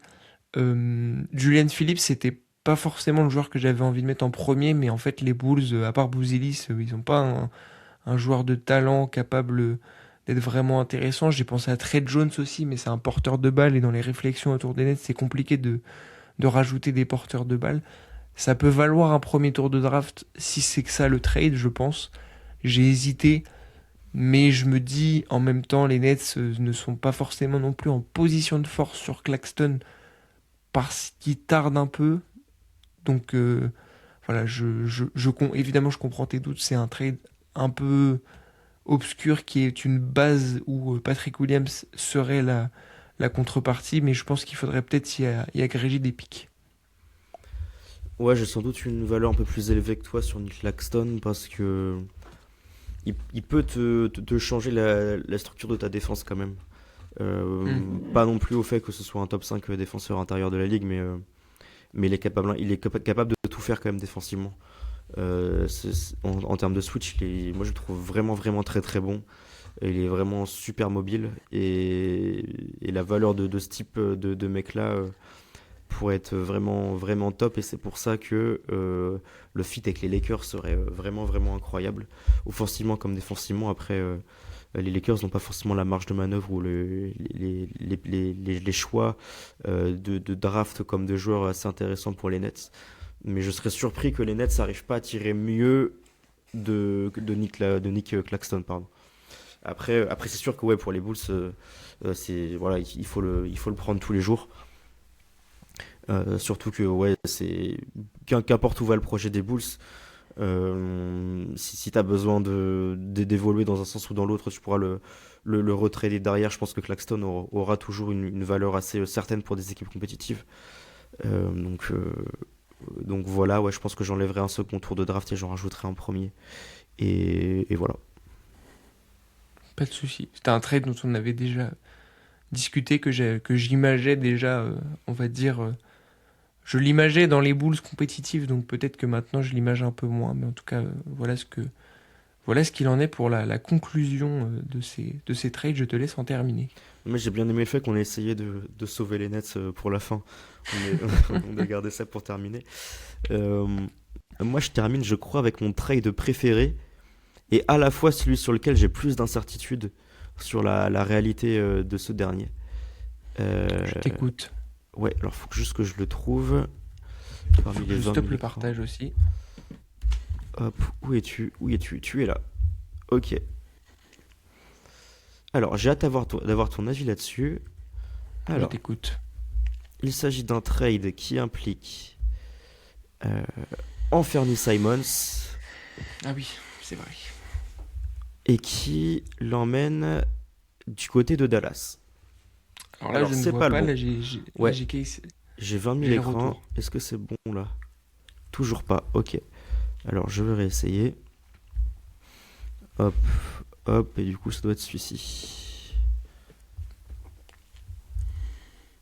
Toujours pas. C'est toujours pas bon. Mais c'est pas possible. Alors, les deux fenêtres doivent vachement se ressembler. Alors, du coup, c'est la première.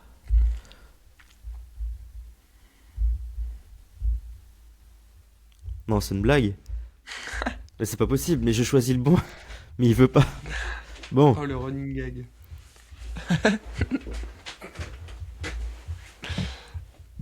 Le comique de répétition. Non, j'ai juré, je fais pas exprès. Ok, bon. On arrête de rigoler là. C'est bon. Ras le cul. Ah. Ok. Oh. I- Donc, ça envoie Anthony Simons du côté des Dallas Mavericks. Les personnes qui font le chemin inverse sont Klay Thompson, Daniel Gafford et un second tour de draft de Philly de 2030. Je Alors, suis plus en train d'imaginer le jersey swap de Klay Thompson avec un maillot vert que la pertinence du trade. mes réflexions derrière ça sont euh, Anthony Simons, auteur d'une saison étrange du côté de Boston. On l'imaginait avoir beaucoup plus de responsabilités, beaucoup plus de liberté. Au final il a du mal à convaincre sous le maillot de Boston. Il est relégué à un minutage assez restreint, en tout cas beaucoup moins que ce que j'imaginais personnellement. Et du côté des Mavs, on a besoin vraiment d'un peu de shot-making et de création extérieure. Anthony Simons est un excellent créateur de tir pour lui-même et il peut apporter beaucoup là-dessus. Pareil, c'est un créateur pour les autres plutôt sympa et vu le manque actuel du côté de Dallas, je pense pas voilà, qu'il faille cracher pardon, sur un joueur de la qualité d'Anthony Simons. Surtout que actuellement, il n'est pas au maximum de sa hype. Donc, voilà, je pense que c'est un bon moment pour essayer de l'acquérir. De l'autre côté, Daniel Gafford fait le chemin inverse. Les Celtics n'ont plus de pivot vraiment titulaire et de calibre, voilà, de calibre pourquoi pas dans un 5 champion pour l'année prochaine quand Jason Tatum reviendra. Daniel Gafford est ce type de joueur-là. Il a un contrat qui est encore là pour 4 ans, 14 millions, donc un contrat qui est très intéressant. Un joueur avec une valeur, j'ai du mal à estimer un petit peu sa valeur, mais ouais, je pense que le fit avec Boston est vraiment, vraiment très intriguant, vraiment, vraiment très intéressant pour une équipe qui voudra redevenir championne de l'année prochaine. Donc c'était ça ma base de réflexion. Le problème, c'est que le salaire d'Anthony Simons est 2 fois supérieur à celui de Daniel Gafford. Et pour ça, j'ai dû ruser un petit peu. Et j'ai ajouté Klay Thompson, qui lui a le salaire qui permet voilà, de rendre la situation viable. Klay Thompson est clairement en bout de piste. Sa saison est plutôt mauvaise du côté de Dallas. Donc c'est un asset qui, avec 2 ans de contrat encore garanti, est un asset clairement négatif. Donc c'est pour ça que j'ai rajouté un second tour de draft, mais j'étais un peu perdu, comme je l'expliquais, avec la réelle valeur des tours de draft dans cette histoire. Pareil avec la vraie valeur d'Anthony Simons ou Daniel Gafford, enfin beaucoup beaucoup de joueurs dont j'ai du mal à estimer voilà, l'intérêt sur le marché des transferts, mais en tout cas un fit que je trouve assez certain pour Anthony Simons du côté des Mavs et pour Daniel Gafford du côté des Celtics, et je vais te laisser la parole là-dessus. Euh, J'aime beaucoup l'idée Gafford de Celtics. Il y a un an, je t'aurais dit non, jamais. Maintenant, avec le registre de jeu des Celtics qui a un peu évolué, je trouve ça plus cohérent parce qu'ils ont un peu plus besoin d'un pivot éboueur qu'ils ne l'ont eu par le passé. Si tu veux tout savoir, j'ai essayé de faire la même, mais avec Monk. Malik Monk était au Mavs Et dans une Gafford idée aussi. aussi. Non mais les Kings ont essayé de l'envoyer tout le monde. Non, j'avais fait un Malik Monk contre Max Christie et Najee Marshall ou un truc comme ça. Quelque chose comme ça. Ou un trade à 3 où Najee Marshall allait dans une autre équipe. Je crois qu'il allait aux Lakers et du coup les Kings récupéraient Jackson Hayes ou un truc comme ça. Voilà, enfin, quelque chose de circuler comme ça où les Lakers récupéraient un mec. Mais là, j'aime bien. J'aime bien l'idée parce que je me dis qu'Anthony Simons, ça peut jouer à côté de Kyrie aussi sur des situations. Euh, Ça peut tout à fait aussi le suppléer. Ça apporte beaucoup plus de variété de scoring. Et je pense que dans le cas où Kyrie revient pas tout de suite, si Ryan Nembhard est confirmé, un backcourt Ryan Nembhard dans le Fernie Simon, ça peut être intéressant. Faut mettre des grands qui défendent à côté, mais je trouve ça cool. J'ai un peu plus de mal à voir l'intérêt pour Boston, pour la bonne et simple raison que ils ont fait les trades précédents enfin leur trade de l'été dernier, c'est surtout pour économiser du cap et qu'ils vont vouloir en faire pour économiser du cap et autant encaisser le salaire de Gafford si c'est fiable et viable. Oui, mais encaisser le salaire de Klay Thompson, je suis pas sûr que ça les branche. Mm. Donc en même temps, c'est un peu la valeur d'Anthony Simons et que la valeur de Klay Thompson n'a jamais été aussi basse. C'est très compliqué. C'est très très compliqué. Mais Ouais. sur la base, j'aime bien. Le fit Klay Thompson en soi est pas mauvais, c'est juste que sa valeur est très difficile à jauger. Mais Anthony Simon au Mavs, ça serait très cool en termes de shot making, de aussi d'allègement de responsabilité un peu à flag, qui répond totalement aux attentes, hein, mais qui pourrait aussi se voir un peu délégué, enfin qui pourrait vous déléguer un petit peu aussi. Donc non, c'est un bon trade. Après, la question de la valeur de clé est très difficile de toute façon. Ouais, ouais, comme je dis, c'était vraiment le trade de Gafford de Simons qui m'a hypé. Après le reste, beaucoup d'interrogations. De toute façon, c'est typiquement le genre de trade qui n'arrivera jamais, hein. Là, bon, il y a trop peu de rumeurs, beaucoup trop d'incertitudes dans tous les sens pour qu'on ait ça sous les yeux. Et puis pareil pour les Mavs, je pense qu'ils pourraient arriver à trouver quelque chose de plus sympa, quoique après tu te libères aussi du contrat de Clay. Enfin bref, c'est vraiment un micmac, mais j'aimais beaucoup celui-ci parce que pour le coup il y avait vraiment zéro rumeur ou enfin rien du tout qui pouvait laisser penser à ça. Et voilà, je cherchais une solution pour Anthony Simons et puis voilà, J'avais kiffé ce dernier. Donc on a parlé de tous nos trades. On a terminé. Il Et est oui. temps voilà, de voir nos désirs de coach voyager un petit peu et je vais te laisser commencer. Qui veux-tu voir déménager le plus rapidement possible? Et ben moi, c'est pas un déménagement. C'est un coach qui n'a pas de poste. Ah, Je vais du côté de la capitale, puisque je vais ramener Monsieur Tom Thibodeau du côté des Washington Wizards. ok. Dis-moi en plus. Alors dis-moi en plus, avec plaisir. Pourquoi Tom Thibodeau? Parce que déjà j'ai regardé un peu sa narrative de carrière. Pour moi, c'est assez pertinent. Alors les Warriors, les Wizards sont bien loin des Wolves ou des Bulls ou des Knicks quand ils les récupèrent. Mais je pense que c'est un coach comme ça qu'il faut, parce que c'est un coach avec des idées offensives qui sont pertinentes, capable de faire tourner une attaque, mais aussi de faire tourner une défense avec des logiques de jeu, je dirais, plus sur une base compétitive que sur une base de reconstruction. Et je pense que c'est la vitesse qu'il faut un peu passer côté Wizards. Je dis pas qu'ils sont à un stade de leur projet où il faut prétendre à des hauteurs de compétitivité, mais je pense qu'il faut se mettre dans des dispositions de jeu qui peuvent permettre d'espérer la compétitivité. Et je pense que c'est un coach qui peut trancher aussi dans le vif sur quel joueur j'utilise, quel joueur je n'utilise pas. Et l'expérience, le côté aussi capacité à... Pour avoir eu Thibodeau en tant que supporter des Knicks, il a vraiment une capacité à comment miser sur un jeune et le trust énormément. Il y a évidemment les soucis de minutes qui existent avec Thibodeau, mais s'il y a un joueur qui voit qu'il n'a pas le niveau, il ira pas chercher très loin et il le fera pas jouer. Et moi, je trouve qu'il faut apporter de la clarté, il faut apporter un peu d'eau dans le café pour éclaircir tout ça dans le Micmac Wizards, même si c'est un projet de reconstruction et qu'il faut chercher.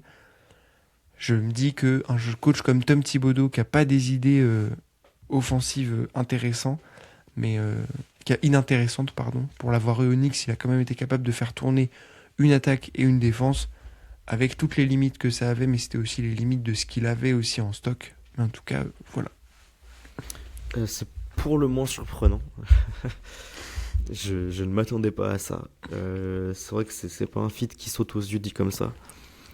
Mais je comprends tes idées de vouloir mettre un peu plus une hiérarchie dans tout ça, même si ouais, il faut quand même encore laisser le temps. Là, on n'a quand même pas grand-chose à espérer en l'état actuel du côté de Washington. Mais écoute, après ça ferait, je pense que ça rajouterait un peu de distraction quoi. Pour tout ce qui est côté, côté de divertissement pur, dans les sorties des médias ou dans les anecdotes, c'est vrai que Brian Keefe il est pas très, voilà, il nous donne pas grand-chose à manger. Non, Donc de ce côté-là, pourquoi pas. Mais écoute, si ça arrive, en tout cas, je suivrai ça avec curiosité, au moins sur un match. Après, peut-être que j'abandonnerai les Wizards, mais, mais je pense que au moins sur un match, ce sera le cas. je t'écoute. Qui est ton coach du soir? Et ben, de mon côté, c'est pareil, c'est pas un trade de coach, c'est juste un mec que je veux voir aller dans une autre franchise. Et puis tant qu'à faire, si on pouvait instaurer le système de prêt qu'il y a au foot et le transvaser en NBA pour les coachs, euh, je- j'ai une petite idée pour inaugurer cette nouvelle règle. Ça serait d'envoyer Rick Carlisle qui du coup bon, n'a plus rien à jouer avec ses Pacers. Et qui, tant qu'à faire, autant avoir un coach aussi créatif et plaisant offensivement et capable de faire performer des équipes, autant l'envoyer dans une équipe qui va jouer quelque chose cette année et pourquoi pas l'envoyer du côté d'Orlando. Et une Oh équipe là là. qui manque de certitude en termes de création, qui a un effectif qui est quand même assez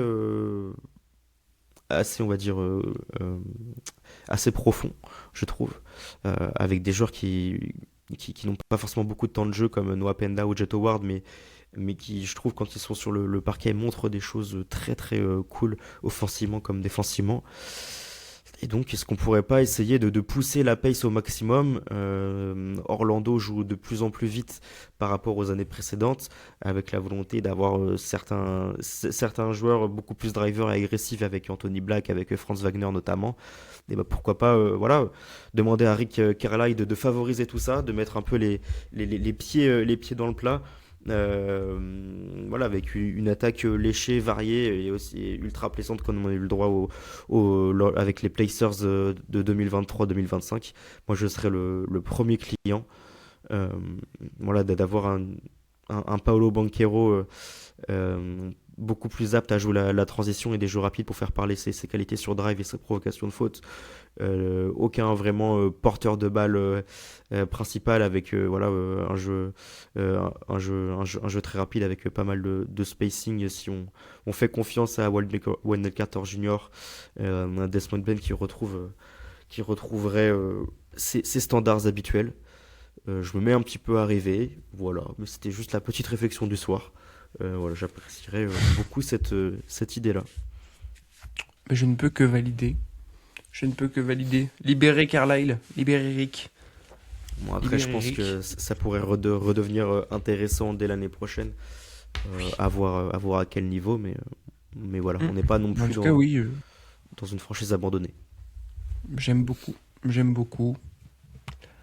L'idée de pousser la pace du Magic, ça serait intéressant.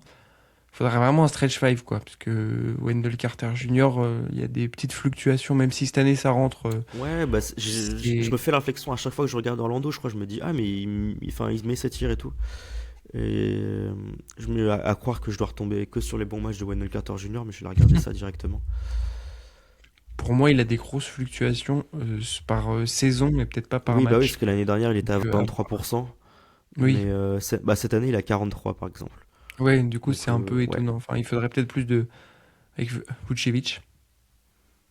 Ouais, bon après, Vucevic, Vucevic.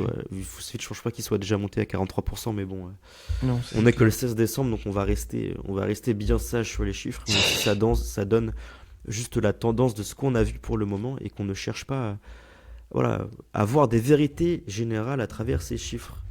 On a terminé. Évidemment. Et oui, nous en avons terminé. On fait un petit rappel rapidement. Bah, je te laisse faire tous tes trades et nous rappeler tes jolis choix et toutes tes réflexions. De mon côté, j'ai envoyé Malik Monk aux Suns. Voilà, un trade qui impliquait pas mal d'équipes, que ce soit le 8 avec Keon Ellis qui est arrivé au 8, Malik Monk aux Suns, Ayo Dosunmu aux Wolves, avec voilà, un package où les Bulls retrouvaient Julian Strother, Zeke Nagy et Michael Lay arrivés aux Nuggets. Herb Jones aux Sixers dans un package un petit peu léger avec le recul, où les Hawks ressortaient grands vainqueurs et ne lâchaient pas grand-chose. Mais en tout cas, Kelly Olynyk, André Drummond et quelques pics arrivés du côté des Pélicans.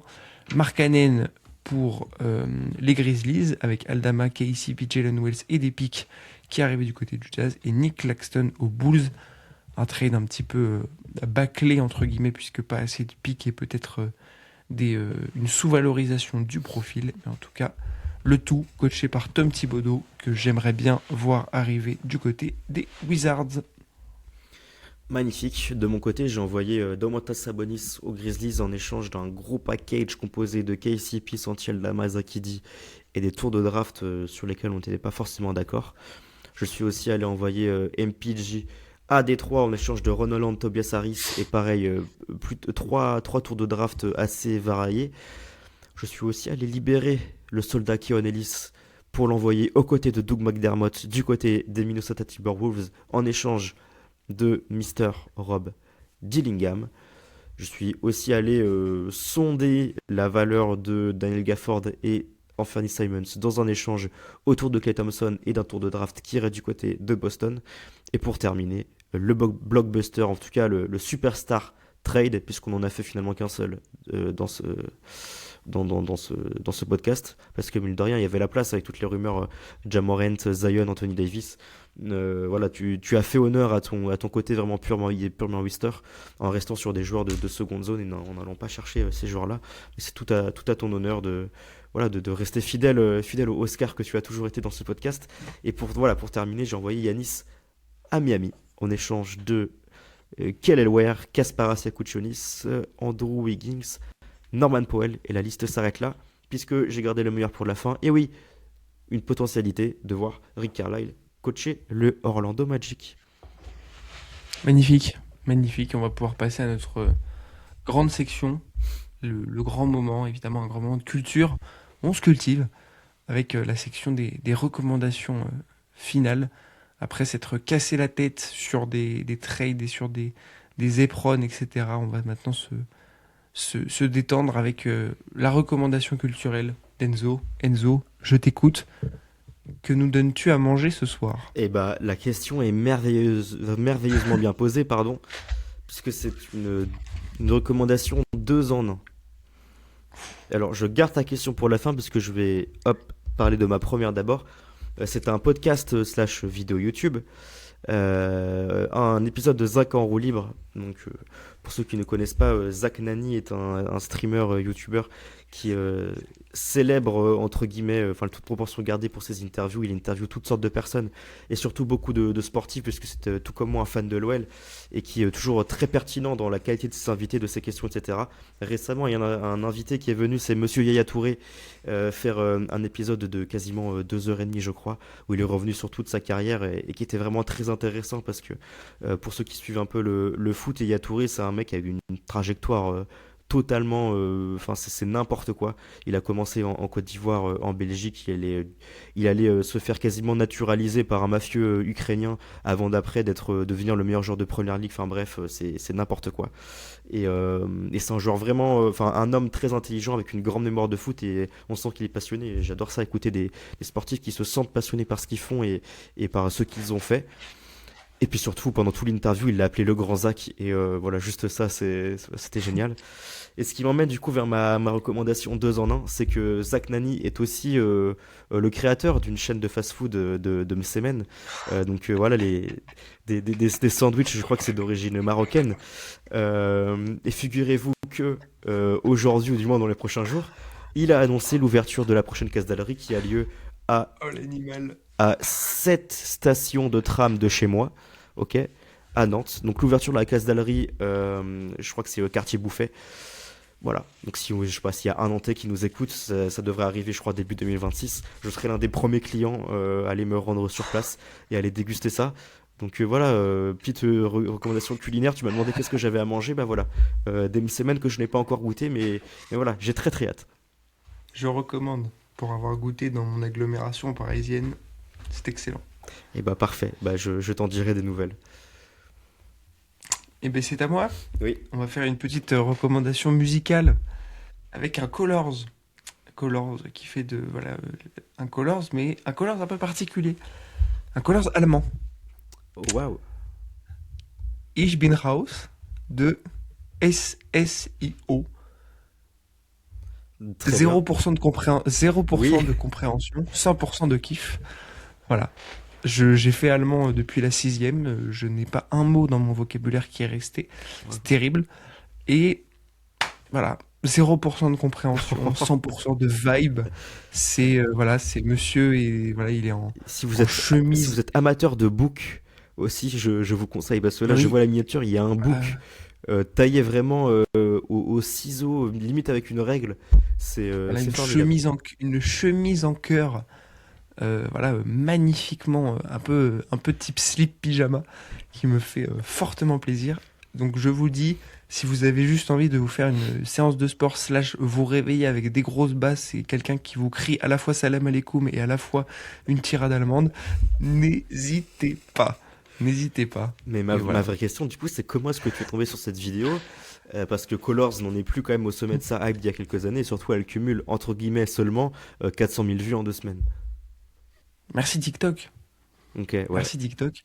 Je suis tombé sur ça sur TikTok et je suis directement allé tapoter sur mes petits doigts sur mon ordinateur pour écouter ça. Et figurez-vous que ce son a intégré ma playlist de séances de sport. C'est un vrai plaisir. N'hésitez pas si vous kiffez l'espèce de une trappe allemande un peu bizarre avec des espèces de bruits qui essaient de faire moderne un peu à la Daft Punk à l'ancienne. C'est n'importe quoi. Enzo, tu m'en diras des nouvelles. Oui, oui, oui. Ben, tu m'as hypé. Voilà, vraiment la miniature de la vidéo est phénoménale. Le mec a à la fois du charisme et à la fois n'en a pas du tout, ce qui fait un mélange un peu douteux. Mais Enfin voilà. il peut autant me vendre des CMM que me faire un Colors, hein. Ouais, c'est pour ça. Mais ouais, enfin, en tout cas, c'est sûrement pas un barbier ou un coiffeur, c'est Et non. tout ce qui en ressort. Mais voilà, ce qui vient parfaitement conclure notre épisode, je crois.